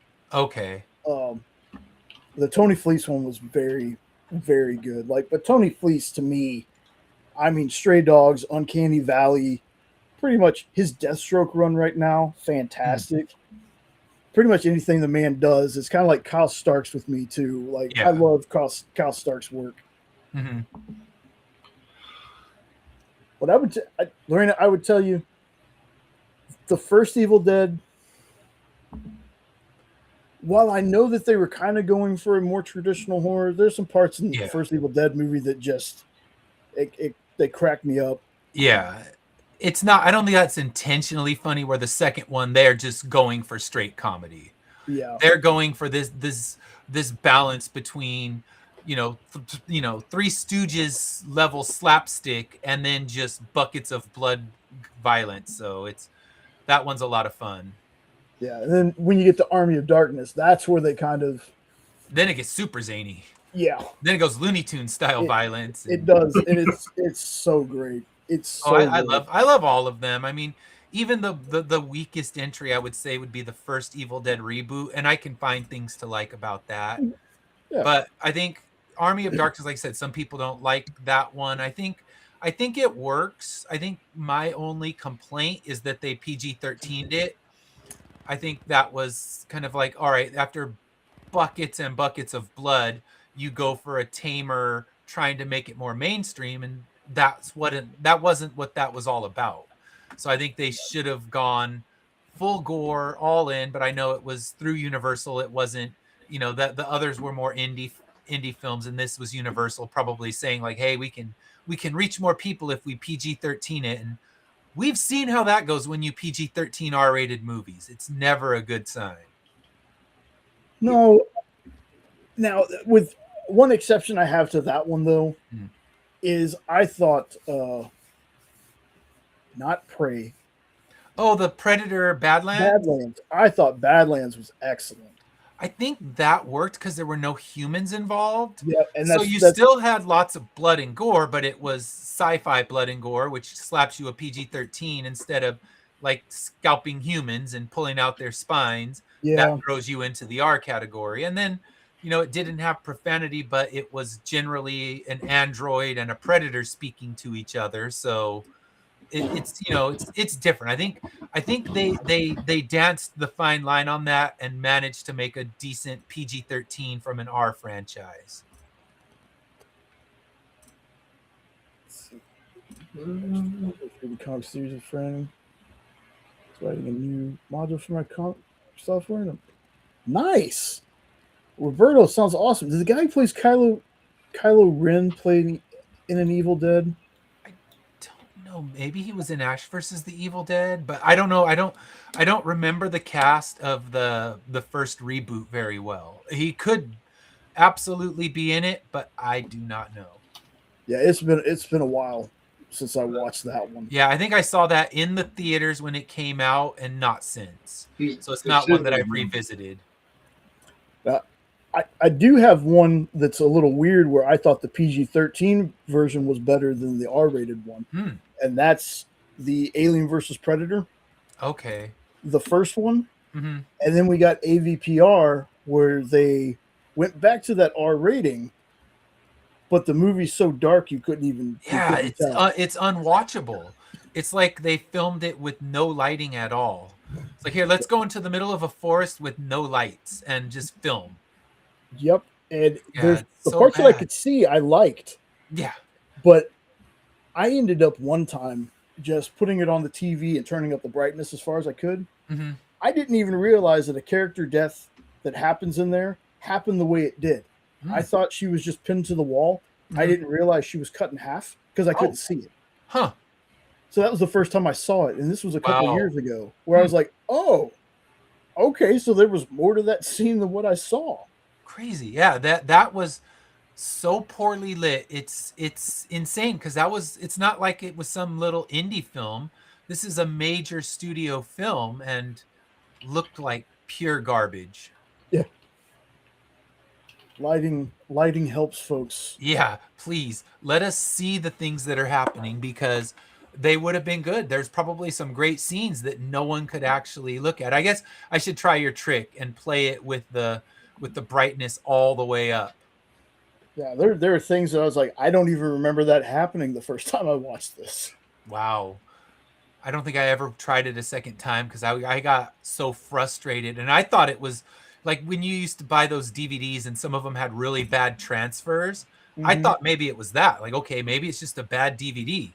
And then I watched like a 4K print of it and it still looked like crap. So I gave up. Yeah, I mean, it was ridiculous because the bright is very bright, but it reminded me a little while back, one of the Game of Thrones episodes. Like, I'm the not dragon, the Nightwalker one. Yeah, like I'm not like a Game of Thrones fanatic. I liked watching the show. I thought some episodes were really, really good. A lot of the battles were really good, but that one, it's like, guys, I understand that the world this thing is set in, they wouldn't have actual lighting. Yeah. But I can suspend my disbelief enough if I can see what's going on screen. Like, The Dead Don't Die. That's a weird movie, but it's weird in a good way. It's Bill Murray. I enjoyed that one. Oh my goodness, the meta stuff that happens in there. Like, Jenna and I watched it. I was like, this isn't going to win any awards, but it's a fun time. Yeah, and that's all you look for sometimes. Yeah. Yeah, I mean, there's a movie that her and I love. It's called Freaks of Nature. I haven't seen that one. Movie made $70,000. Okay. Like, it's not a great film by any means, but her and I, especially our kind of humor, we laughed the entire time watching it. And that I always go back to my words that I have about movies. I'm like, just because something makes $1 billion doesn't mean it's the greatest movie you've ever seen. True. It shouldn't be like $1 billion as a benchmark for, well, that's how you know it's great. Because trust me, there's plenty of $1 billion movies out there that I've tried to watch, and I'm like, nope, they're not good. I'll stick to my one that made under $100,000 any day. Yeah, sometimes those are the best ones.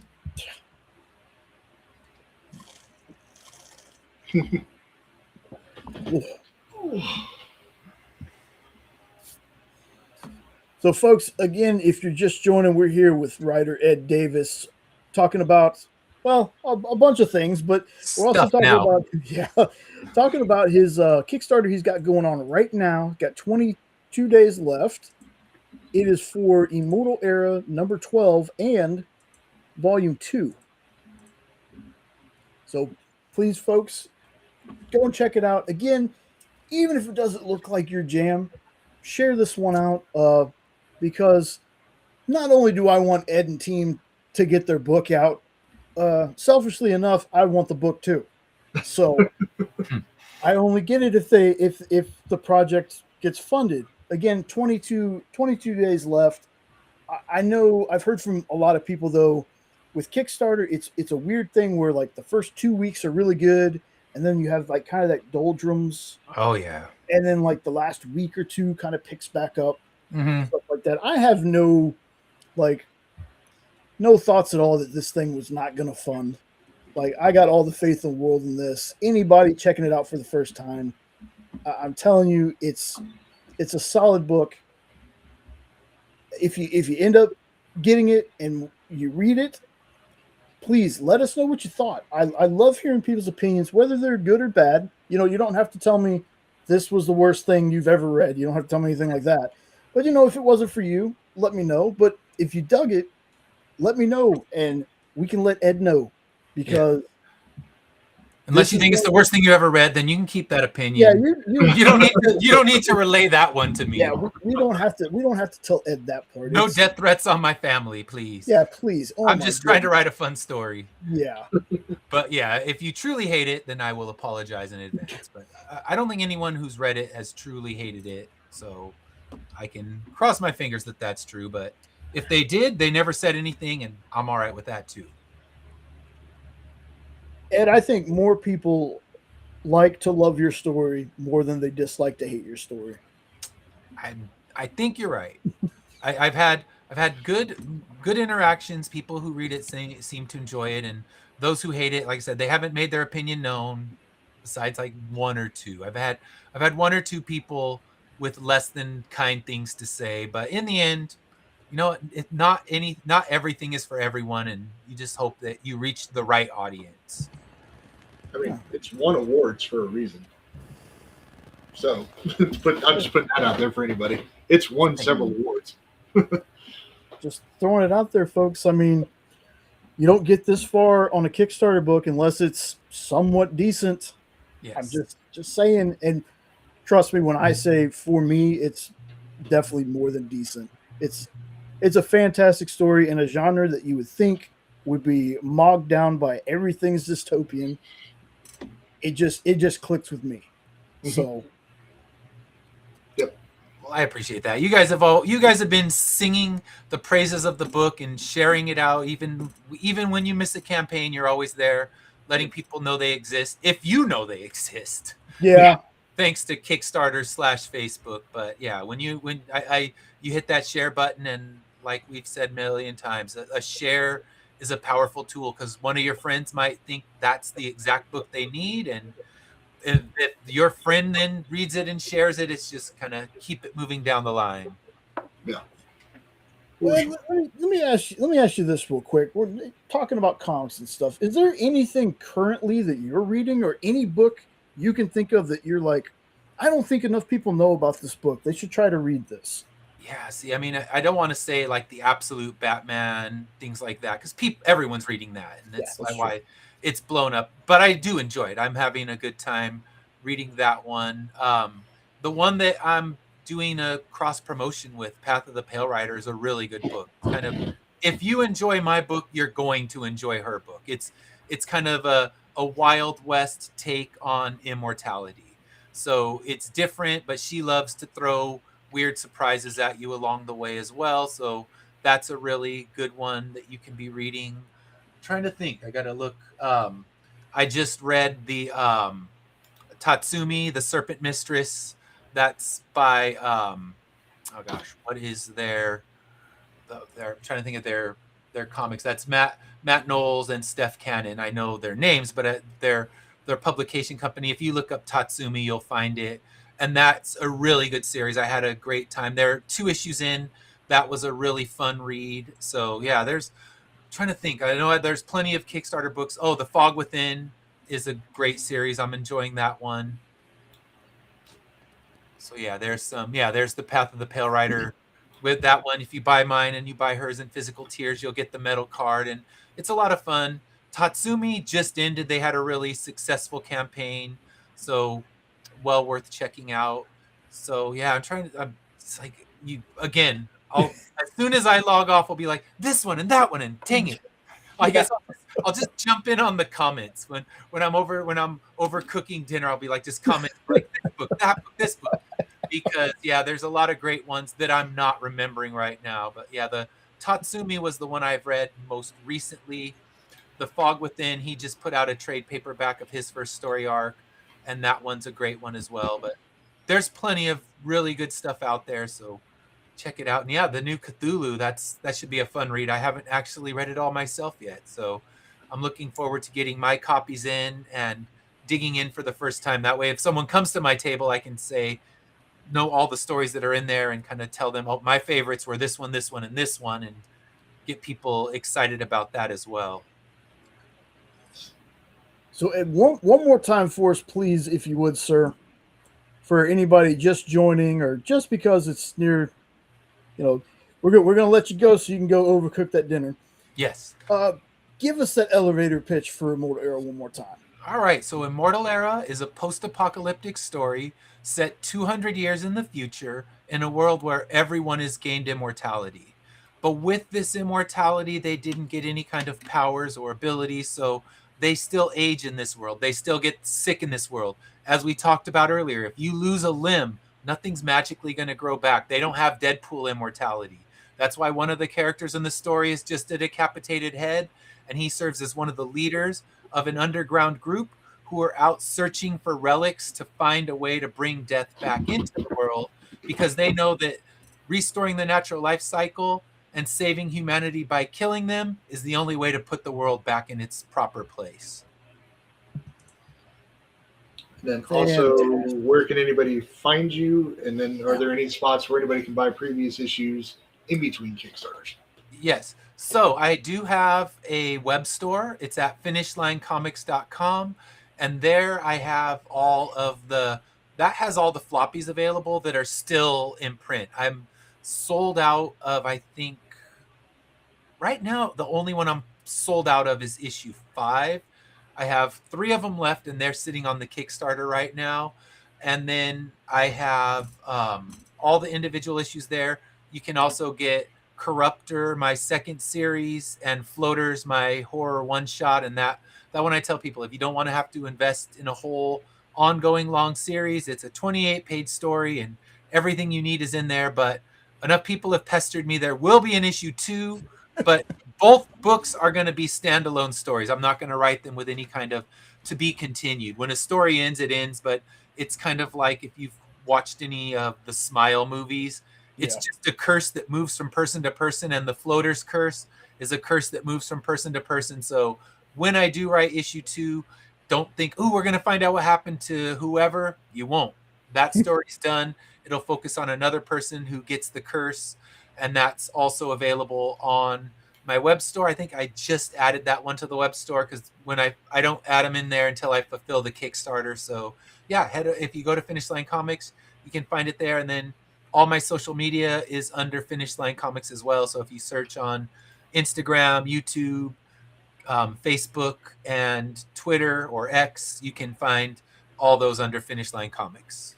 Awesome. So one more thing before we let you go, because the show that you do, yes, that I always oversleep, but I try to rewatch it. That you only stream that on Facebook?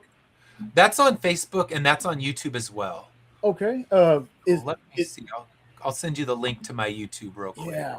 I'll make sure, because it's not just comics. You guys talk about music and yeah, we do. I do shows on that. And that one, if you ever feel like if you want to cover an album with us, we pick new albums each week. And the one that we just did, we just had a singer from Nashville named Maisie Owen and she came in and did an interview with us. So we're trying to get more band interviews and things like that. But it's, oh my gosh, when bands are touring, it's just it's a Yeah. pain trying to line up schedules. So right now that when I'm on summer break, it's a lot easier. But that one, yeah, I do 2 shows. I do the Wednesday show, which is only about music. So that one I tell comic creators, like, you can come on, and at the very end you can talk about your book, but you got to come in and talk about an album with me. Yeah. And the creators that come on have a good time because they're like, yeah, I would have never played this band on my own, and I had a great time checking this this band out, because my passion is not just indie comics, it's indie music. And I love discovering new artists that no one's ever heard of, that aren't signed to these big major labels. So discovering these bands, I love to share them out, and my co-host is having a good time because he's discovering a lot of music he would have never listened to because he's never heard of it. And that's what we try to showcase. But we're also, over the next couple months, we're going to be hitting some of the big releases. We're going to be covering Madonna.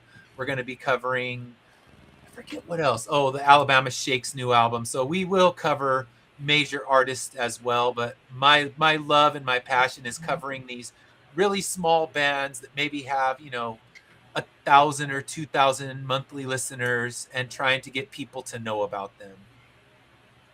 That sounds very familiar, except it's us with comics. It's my comic version, but with music, because I'm equally passionate about indie music and have been passionate about it for since I was in late high school and college. Just finding these unknown bands and kind of letting people know, like, these are bands you need to be listening to. So we cover the albums, we let people know about the history of these bands, and just hopefully get more ears listening to bands that you normally would ignore. Yep. That is awesome. That is awesome. You know what? I can say this, folks.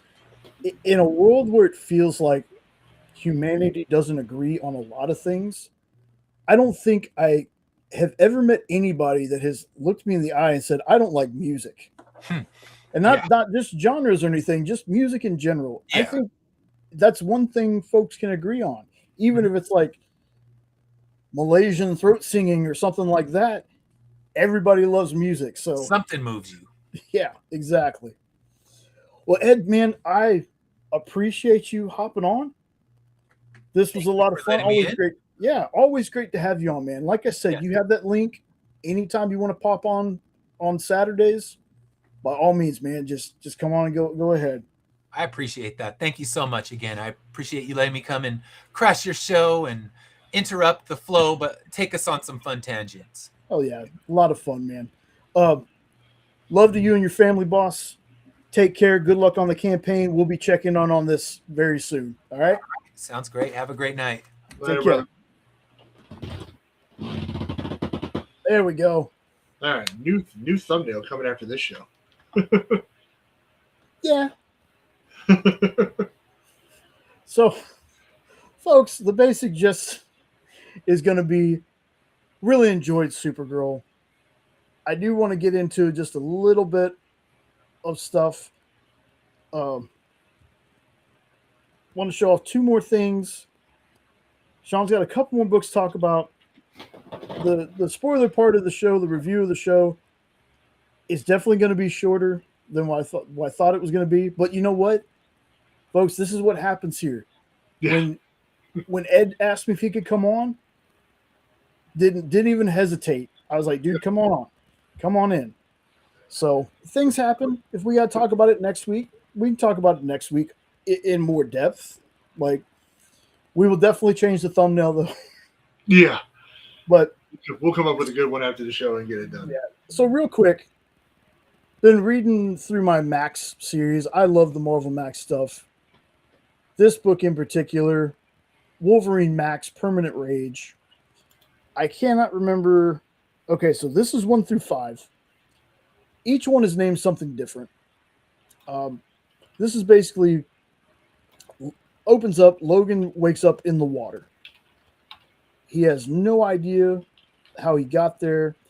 He's with, there's another woman laying next to him who is immediately eaten by a shark. And then the shark comes back for him. This part kind of doesn't make sense to me because animating bones, but whatever. Shark bites his legs off. Or his legs got blown off. Now I can't remember. One of the two happens, but there's a shark, I promise. Well, he's pulled from the water, and on the way to the hospital, his legs grow back, and he leaves. Now, again, he has no memory. He doesn't even know who he is. He's got an alias, apparently, of someone who has a lot of money. He's visited by Sabretooth. There's different art styles for some of the Sabretooth parts of the story. This is just a great read. The Marvel Max stuff, to me, is fantastic. So if you're a Wolverine fan and want to see Wolverine how he was in Logan, which I think Logan was the first time he was ever really properly used. So that's why I'm really glad we got him in Deadpool and Wolverine to see that version of him. Wolverine Max Permanent Rage is the book for you. Another one I've been reading because I've also been on I've been on a Max run, like I said, but Punisher Max Bullseye. This one is actually a second kind of volume because this collects 6 through 11 by Jason Aaron. And this one was actually written by Jason Starr, since I didn't mention that. I did not know. I knew Bullseye was not a good person, but he is a specific kind of crazy in this story. He's hired to kill Frank, and he decides to do that. He needs to live where Frank has lived, sleep where Frank has slept, wear clothes like Frank. He needs to have a family, get murdered like Frank did. Like, Bullseye's batshit in this book, but fantastic read. This and the Garth Ennis run of Punisher, the Max, that I think, yeah, that's a Max series. It's really good. And Punisher Girls in White Dresses is another very fantastic Max series. So that's all of that. Now let's talk about a couple more books. Then we're going to give real fast talk about Supergirl. But this one, we actually had Fred and Luca on the FOC show a couple weeks ago with Matthias to talk about this. I told Luca, because he's like, we're not going to take credit like we invented this name. I told him, you're wrong. I'm going to tell people that you two invented this name. This is Vampirates. Yeah. This was a good read. I wasn't entirely sure what to expect of this because I don't remember the elevator pitch. But we were anticipating this one, God, for 3 or 4 months now, I want to say. It's a good story. Definitely did not start out like I thought it was going to. You basically start out where you see a guy fighting what looks like a vampire on his boat, and you learn apparently that some big war or something like that, they've signed a treaty. So he just basically robbed or plundered another boat or somewhere, and it was an illegal act. And instead of just being like, okay, I'm cool with this, he just goes completely rogue, kills the guy that came to arrest him, and is now a pirate. That's kind of the epilogue of the book, or prologue, whichever one's the forward word. Anyway, then you jump into current day where they try to have the queen marry somebody, and her cousin kills them during the wedding because she's learned that she's sleeping with a human, which apparently is just not good for vampires to do. So she escapes and ends up on this same ship with the group of pirates. And it kind of ends there. She's trying to find the human that she's in love with, and he went out on this quest on a different boat. So that's the gist of the story in 2 pages. The art is awesome. I think it's going to be a hit. It was definitely not what I was expecting, and I mean that in a good way. I'm sure as we get into the story, it'll be more of what I thought it was going to be. But it's an awesome read. You definitely have to pick this one up. Definitely going to be checking this out soon. I'm gonna see if maybe I can add it to my order from Third Eye Comics. Third Eye Comics, folks, is not local to us. I want to say they're based out of Maryland. Yeah, they're in several cities in Maryland. Yeah, but enjoy their exclusives. Enjoy a bunch of their stuff. We got a lot, all our absolute stuff from them. Yeah. So check out Third Eye Comics. I'm definitely going to be seeing about adding this one because, like I said, I've been incredibly excited for this one. I want to So- go to our local LCS, Space City, and see if they've got it. In DC Yeah. physical. Either way, I'm going to be ordering this book. Yeah. Like I'm already on top of that. Now this next one is a movie very near and dear to my heart. Like I thought I was excited when Greatest American Hero was made into a comic. This is my first introduction to Lance Guest. This is The Last Starfighter. I haven't seen the movie in so long. I need to go back and rewatch it because it's been that long. But this book had no idea this was coming, and we went to our normal spot, and I saw this, and I was like, "Holy crap!" And I read it, dude. This is my pick of the week, folks. If you're gonna read one comic this week, read this. So good. It takes place not long after the movie, and our main character, whose name escapes me completely at the moment, is tasked with rebuilding the Starfighters. And you find out that somebody has got him for him. It's so good. Can't say. I mean, I'm just gonna gush over this thing and say a whole bunch. It's so good. I mean, help me out here, Jay. You're about where I am at this, man. I read this and I was like, now granted, they don't look exactly like the characters from the movie. I No. can get over that. But it was just a flood of nostalgia. Just a flood. I was like, I remember scenes that made me like,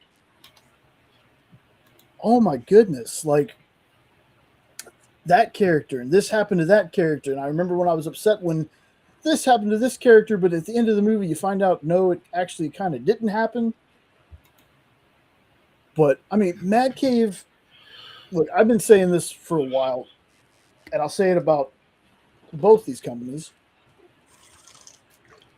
Dynamite for me has been hitting a stride with Disney Hanna-Barbera stuff. And what they didn't get, and Mad Cave has picked up, Yeah. has just been phenomenal. Like, I will put this. I think I'm going to enjoy this as much as I've been enjoying the Dick Tracy run. Yeah. Like, I think this is going to be a really good comic. Possibly something on that end of year list. Possibly. So, I'm going to gush. I want physical copies of this book so bad. Yeah, like, again, it is. I think the coolest thing that I remember, because it's been a little bit since I read it, is, you got Alex, who's the main character. Most of you, if you don't know the story, there was a game called The Last Starfighter that was delivered to Alex's trailer park, and he beat the high score on it. Well, apparently this game was actually a training module by I think they're called the Star League. I think that's what they're called. And when he beat it, there's a guy that comes down, I forget the guy's name, but picks up Alex and takes him to space. And he fights in a starfighter for real. It's a movie that I feel it was very underappreciated at the time, but it was a movie that I watched over and over and over as a kid.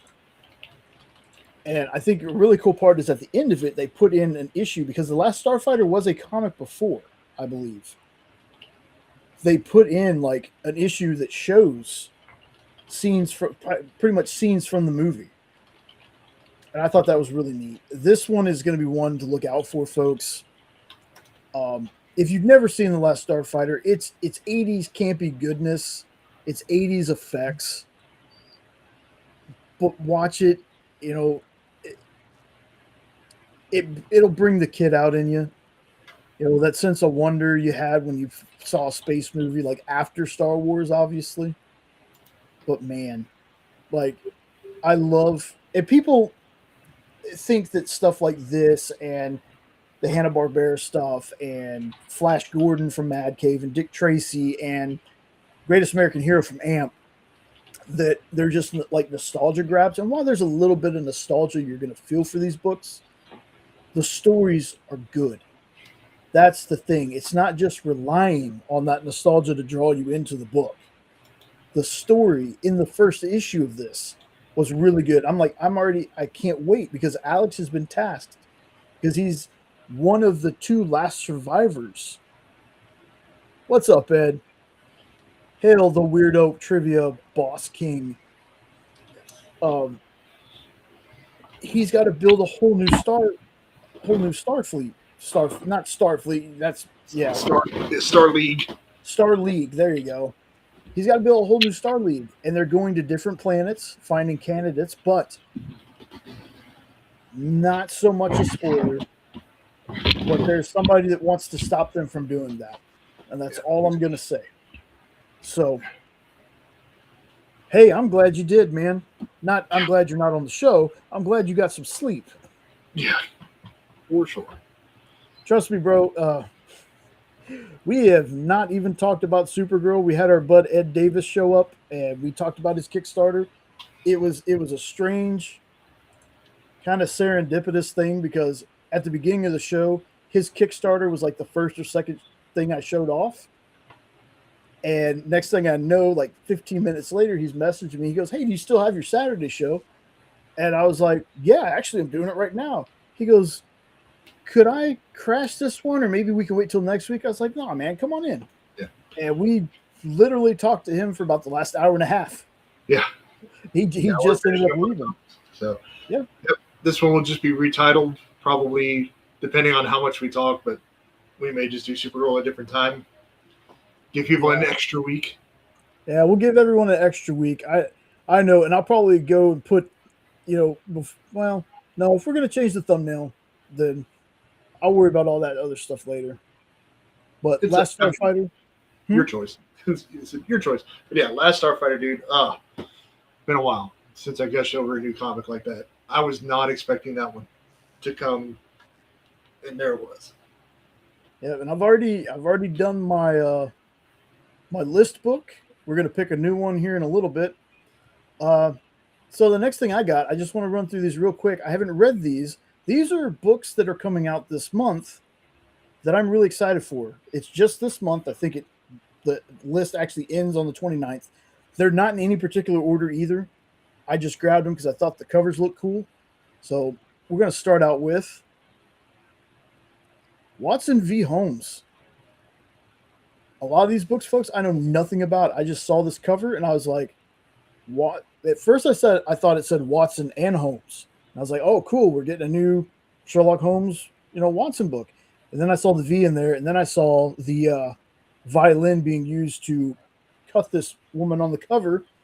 I was like, is this going to be a Watson and Holmes horror story? Very well could be. And a nice Alex Ross inspired cover there too. Yes. Yeah. It looks like the Harley Quinn Joker cover. It does. It does a little bit, yeah. I definitely see it. So next one, I've been talking about this one for a bit, y'all. It is on my list of stuff that my order that I'm getting in. Terminal from Robert Kirkman.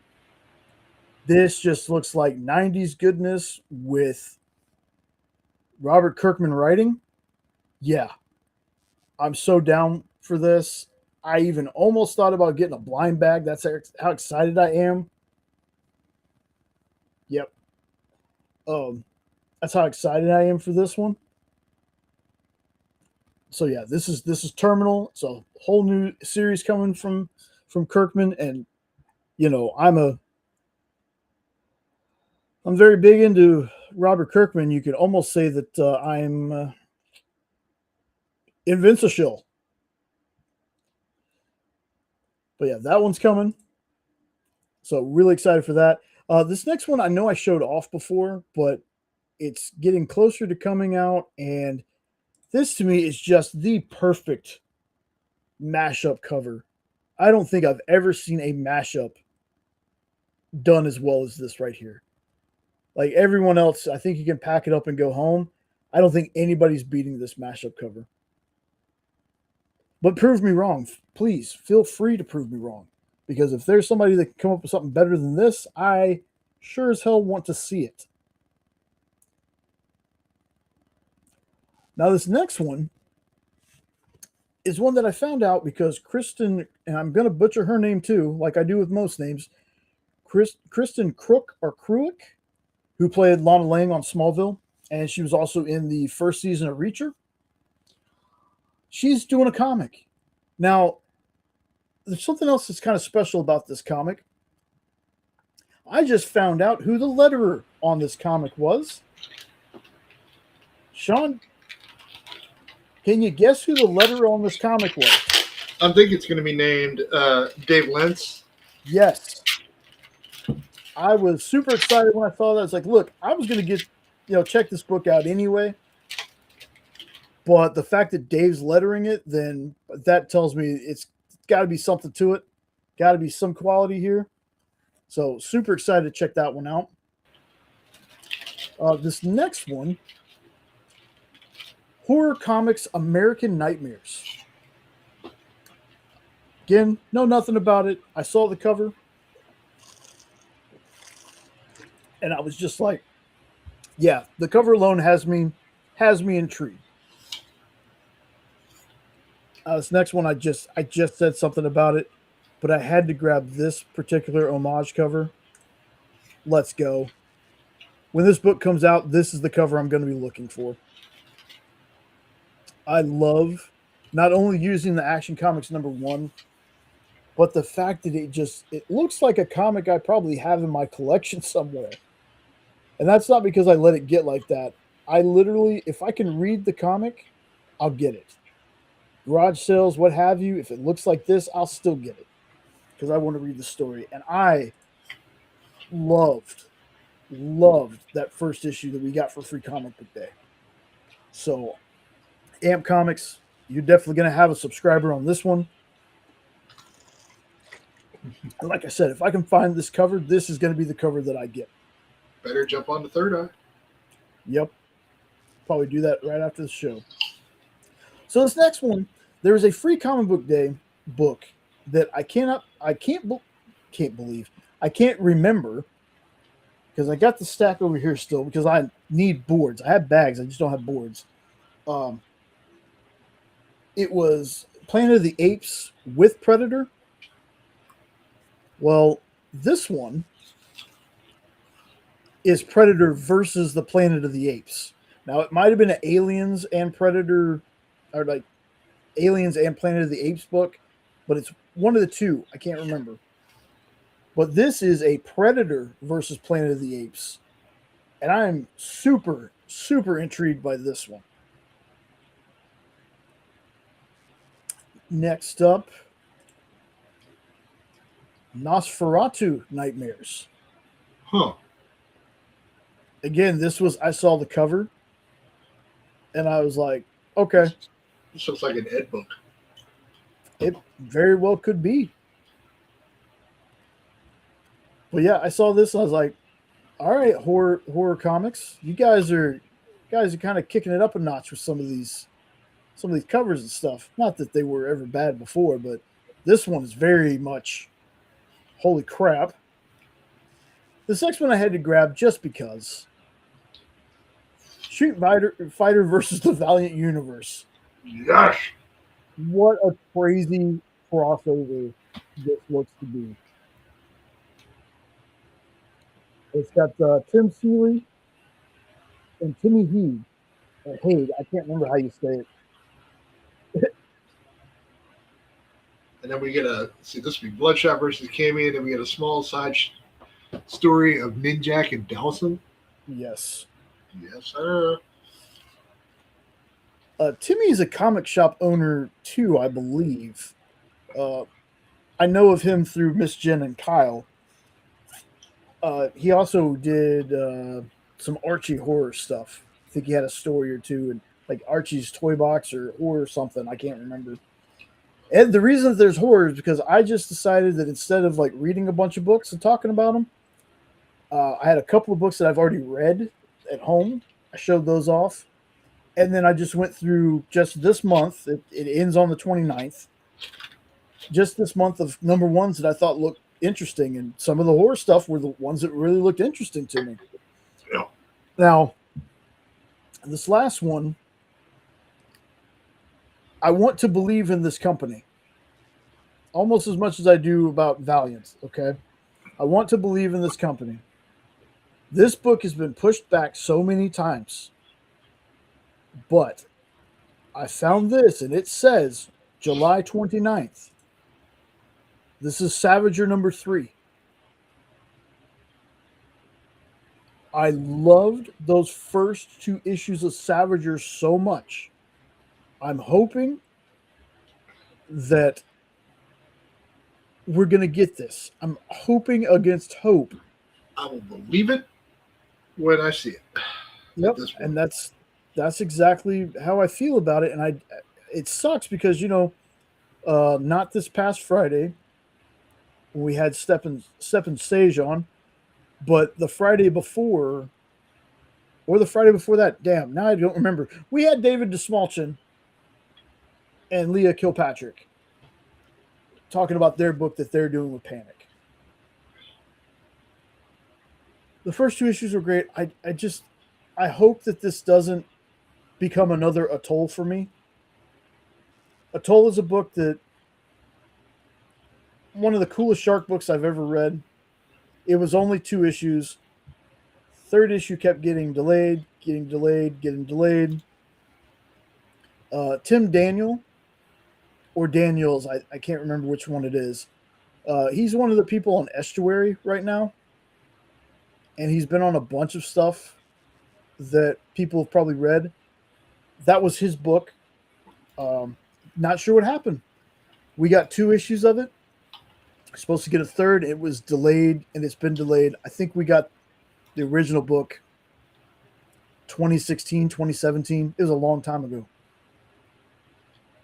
It's much like the unfinished Bedlam, but Bedlam at least got 2 trades. I'm really hoping against hope, folks, that this book comes out. I want to believe in this company. I've dug this series. I really like Tama. So I'm hoping that this time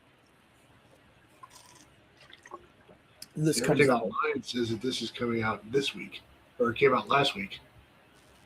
Yeah, well, on League at least, it says July 29th.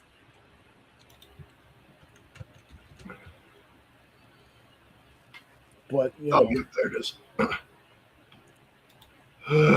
Hurry up and come out with this book already. Yeah. Need it. It was like, I just need more. I need to go back and reread and get more, because it's one of those where I think that'll be on the end of your list because it's a good story. But I need to finish it. Yeah. I don't want to wait till 2027 to finish this book. Yeah. The dragons are coming, okay? They're coming. It's going to be the greatest thing. The peach is coming. South Park reference for those in the know. It's going to be the greatest peach you ever seen. I could have started singing the theme song, but I'll leave that. I'll leave that out. So yeah, folks. Obviously, we didn't get to Supergirl spoilers. Things happen though. Like I said, when Ed Davis asked to be on, I was like, you know what? Hell yeah. We can always talk about Supergirl later. Yep.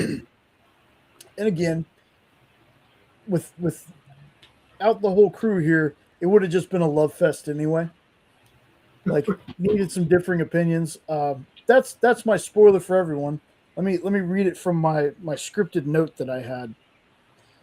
Um, just copy and paste.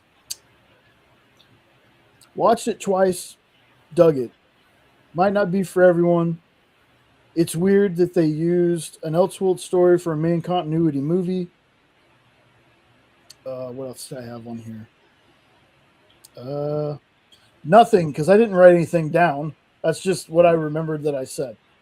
But yeah, really dug the movie. Do yourself a favor, folks. Don't listen to critics. Like, there's a bunch of critics that I like, that I trust, that didn't dig this, and it worked out. It worked for me both times. Had a good time watching it. So watch things for yourself. If you don't like it, cool. If you don't like it, there's a lot of stuff in this universe that I think there's going to be people who like certain things and they don't. Again, Creature Commandos for me was like the weakest thing so far. I didn't hate it, but I didn't like it as much as I wanted to.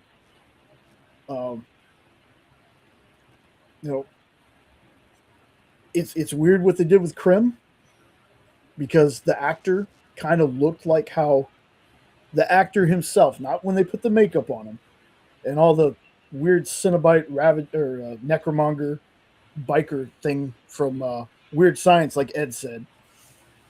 Like, the actual actor looked like the comic counterpart. So I have no idea why they did what they did with him. But I'll get into like more of my gripes, that and the music, which was my same gripe with Superman.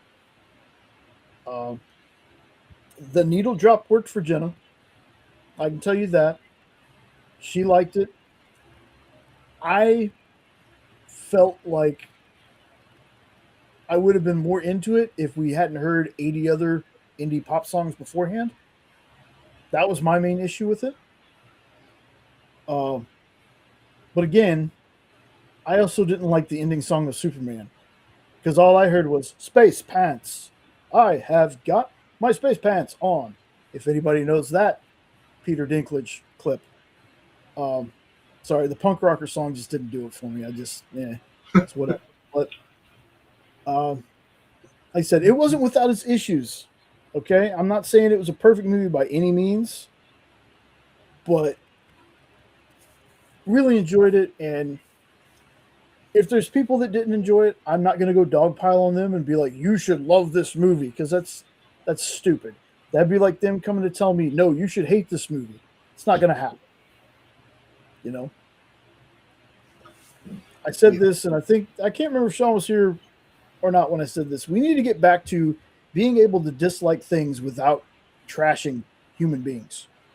Yep. Like, you should be able to not like something, Yeah.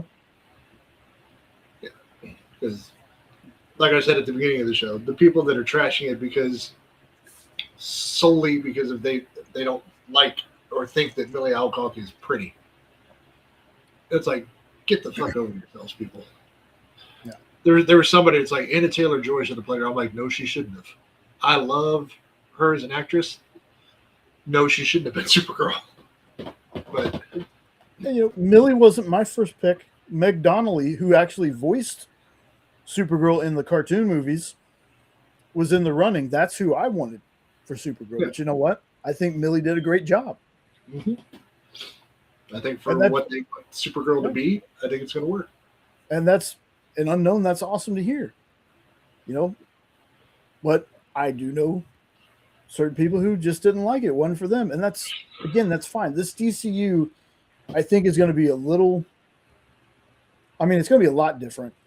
But I think, again, there's going to be certain things that click with people, and there's going to be certain things where they're like, I can do without that. I would be very curious to see the general consensus of Clayface, because that's going to be so far off the beaten path. Yeah. And, is that going to be where we get our Superman?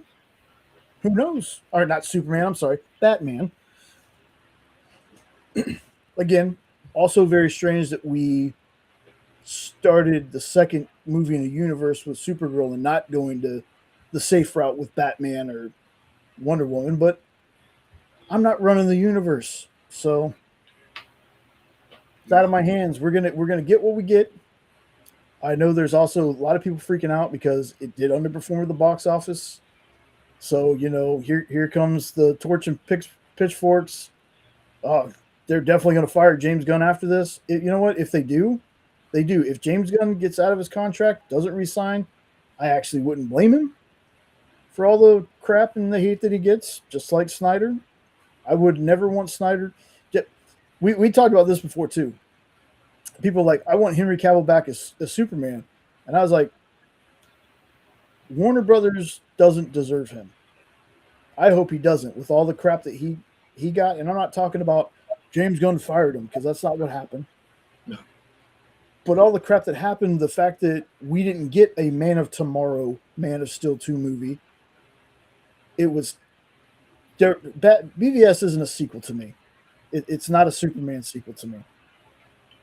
But we never got a Man of Steel sequel. In a perfect world, it would have been Man of Steel, Man of Tomorrow, Superman. That's how it would have ended. We never got that. I don't want Henry to come back. I don't. Like, if he does. If for no other reason than how they did him dirty with the Black Adam thing. Yeah. If Henry comes back, cool. I don't, that's whatever. But I've told people before, if they ever decided to bring back all the Snyder stuff, doesn't matter to me. I don't care who's running it. I just want movies. Yeah, and that's another thing. I don't pretend to know how any of this stuff works.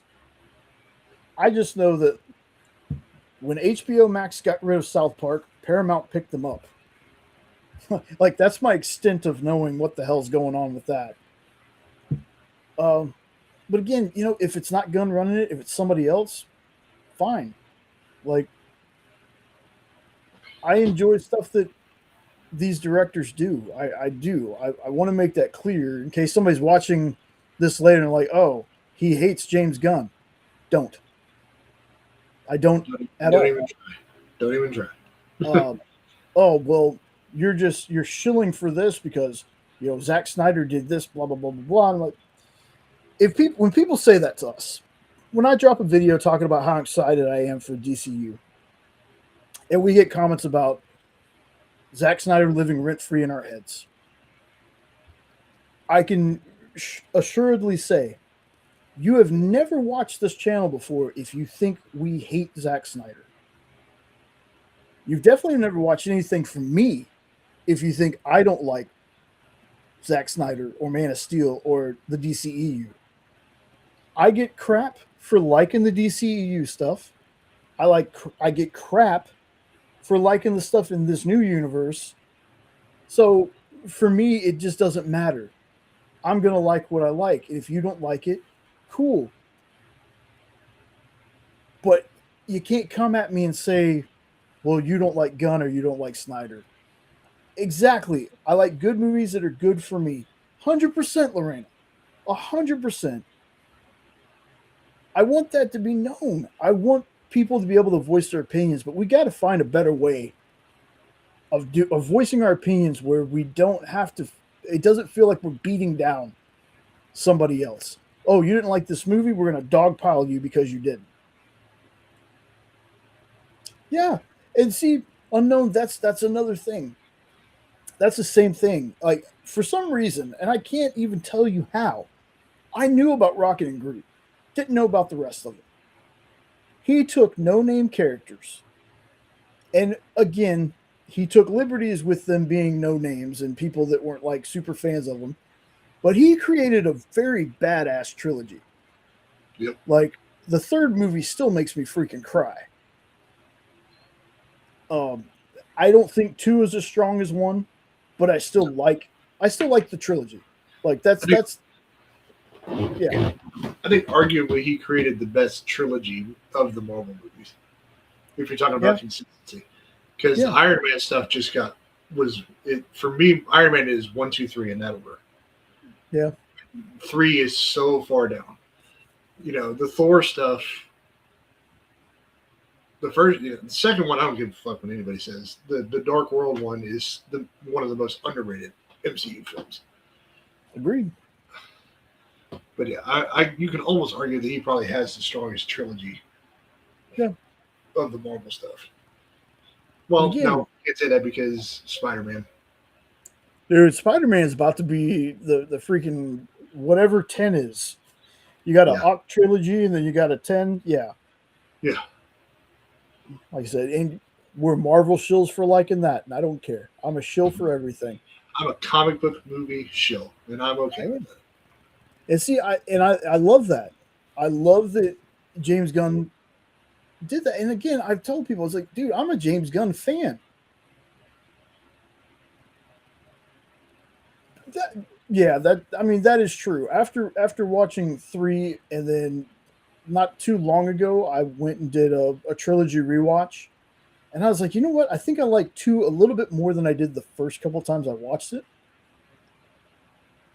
Still not as good as 1 or 3 to me, but I definitely liked it more after watching it. These years after watching the third one. Yeah. But yeah, James Gunn's done a ton of incredible stuff. Like it's really funny. I'll tell this story real quick. So we had Scott Innes. He has been the voice of Scooby Doo since '98, I think, when they released Scooby Doo Zombie Island. We had him on Aggressive Positivity this past Tuesday, and apparently, according to him, he said James Gunn's only regret about the Scooby Doo movies, was making Scrappy the bad guy. My heart was so full when I heard that, because that was my main complaint about the first Scooby Doo movie. It's like, no, you can't make Scrappy the bad guy. But I enjoy the Scooby Doo movies too. I enjoy Slither. Like, there's so many things, and I've enjoyed most of his DCU stuff. I just don't understand, if you hate something so much, why you're constantly talking about it and watching it.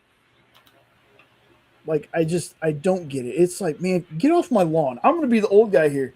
If you don't like it, get off my lawn. It's okay to tell me you don't like something, but when you see some of these folks out here that make 80,000 videos, and it's the same thing every time, just with a different title, Yeah. at some point it's like, man, if you hate it that much, why are you hate watching it? You're still giving it numbers. I don't get watching something you dislike. I don't get it. You watch something once, you didn't like it. Why would you ever, like, maybe some of them I'll give them a benefit of the doubt. There's sometimes we watch movies, we watch certain things where maybe we're not in the right frame of mind, and then later on we decide we're gonna give it one more shot. Now sometimes you get to a point where you're like, okay, this isn't as bad as I remember it. I actually do like this. And there's other times where you're like, nope, I was right the first time. So I wasted another 2 hours of my life. But most of us, when we do that, we're done. That's it. Yeah, he did. Yep, he did the movie Super. Rainn Wilson is awesome in that. And at the time, Elliot Page, or see, I even messed up then. At the time, Ellen Page was crazy in that movie. But yeah, he did Super. That's a deep cut. That's a weird movie, but super fun. And Brightburn, he what did he do on that? Because he didn't direct it. Hold on. I think he wrote it. He was involved in that movie somehow. He was a producer. Producer, okay.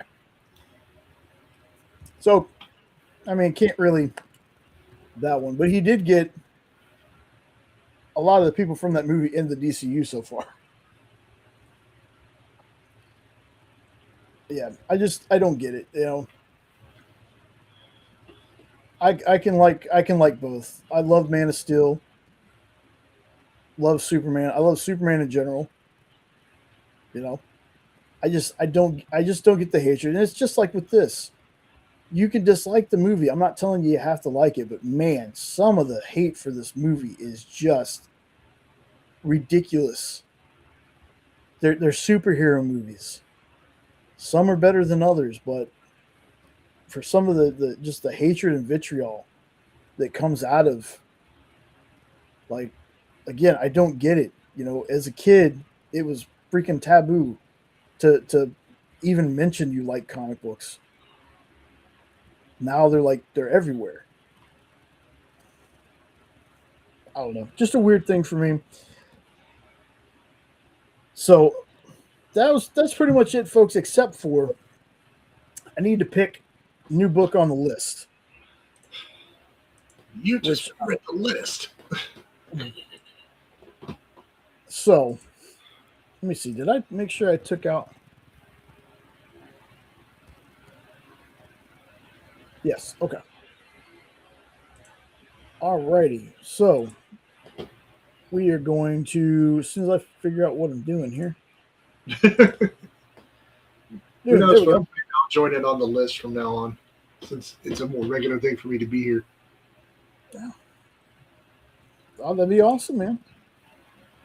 All right, so here we go, folks. Remember, the list book for last week is kind of closer to the beginning of the video, and it was Dungeon Crawler Carl, the free comic book day.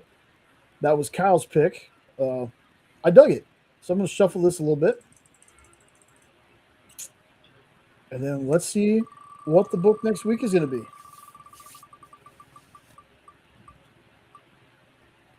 It is.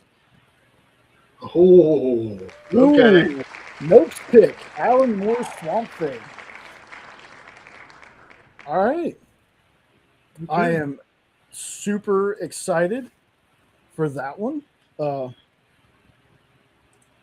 Green Hell is the only Swamp Thing book that I have read, and I really enjoyed that. So getting some Swamp Thing from Alan Moore could be fun. So again, folks, check the description of this video if you made it this far. In a little while, I'm going to put links to Ed's Kickstarter and his YouTube and his website. His website. Thank you. In the description, so you can go check that out. Because YouTube's kind of weird about once you end a show, how long it takes for the live chat to show back up. It's never like the same number every time. And we're definitely going to change the thumbnail. Yeah. Didn't get into any of the spoiler talk, and it's already almost 3 hours in. And my voice is going. So, Unknown, you might have shown up after this happened. We had our buddy Edward Davis, who has a Kickstarter going on right now for issue 12, volume 2 of his story, Immortal Era. That's kind of what happened with the show. We were going to do spoilers, and then I had shared this at the beginning of the show, and then without planning it, Ed asked me if he could come on. So we spent about an hour and a half talking to him. Great dude, man. I love talking to Ed and our Ed as well. But Edward Davis, go check that Kickstarter out. I'm going to go ahead, since we're at the last little bit of it here, put some of his other links in there. So here's the Kickstarter page, or not the Kickstarter, the store web page. There you go. The site. What was I doing? That is his YouTube. There you go, Jay. Use the right words, man. And then I'm going to post a link to his site so you can get back issues and stuff like that. Oh, cool. Yeah, he was, I want to say Ed was the first person when we were Triangle of Truth getting started. He was the first person to send us digitals to read. Yeah, he was. Let's see, we got live on YouTube in 2019, I think. Yeah. That's nuts, man. That's nuts. Like I'm thinking about that now. Holy crap. We've been backing and talking to Ed since 2019. The good times. Yeah. So make sure you check out those links, folks.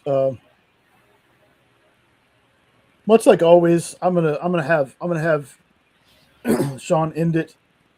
This will be the last time I have him end it. Then we'll start swapping out. It's just right now I did so much talking, my voice is kind of going out. So I just want to thank you all. Like as always, I mean that every week when I say it. I appreciate anybody who comes by and watches this chaos. I appreciate all the comments. I really do. I think I speak for all of us here. We That's all I can say. We appreciate every single person. We appreciate the fact that a lot of you come back every week. Like it's nuts to me that people will sit here and watch us ramble. But just know that all of you are so appreciated. I hope to see you all on the EXP during the week. Check out every link I'm going to drop in the chat here later. Damn, there it goes. All right, folks, I'm going to let Sean end it. Y'all take care. Have a safe and awesome rest of your weekend, and I will catch you next time. Later. All right. Well, hope everybody enjoyed this impromptu episode of basically just talking about Immoral Era with Edward Davis. It was very cool. This is the first time I've gotten a chance to talk to him face to face or screen to face. So it was very cool to have that experience. Next week, we will be back with Supergirl reviews. Keep an eye out. Of course, O'Hare is going to be starting up soon on Kickstarter. We're really hoping we can get Scott Wilkie back on for that one.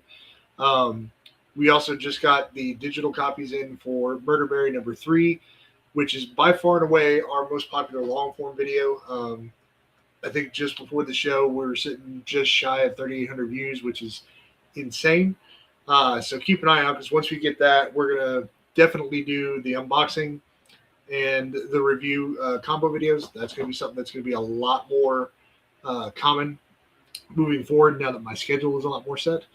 But yeah, if you've got any books you want to share with us, leave them down in the comments. Let us know. Everybody enjoy the rest of your weekend. Have a great rest of your night. Have a great week until we see you next Saturday, and we will catch you guys later. Peace out.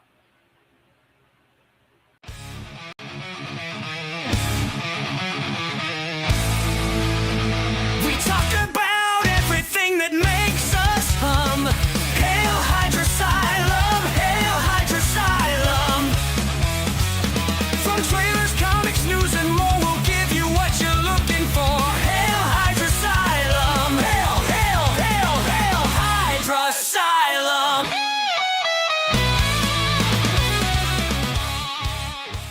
Hydra. Hydra. Oh, fantastic.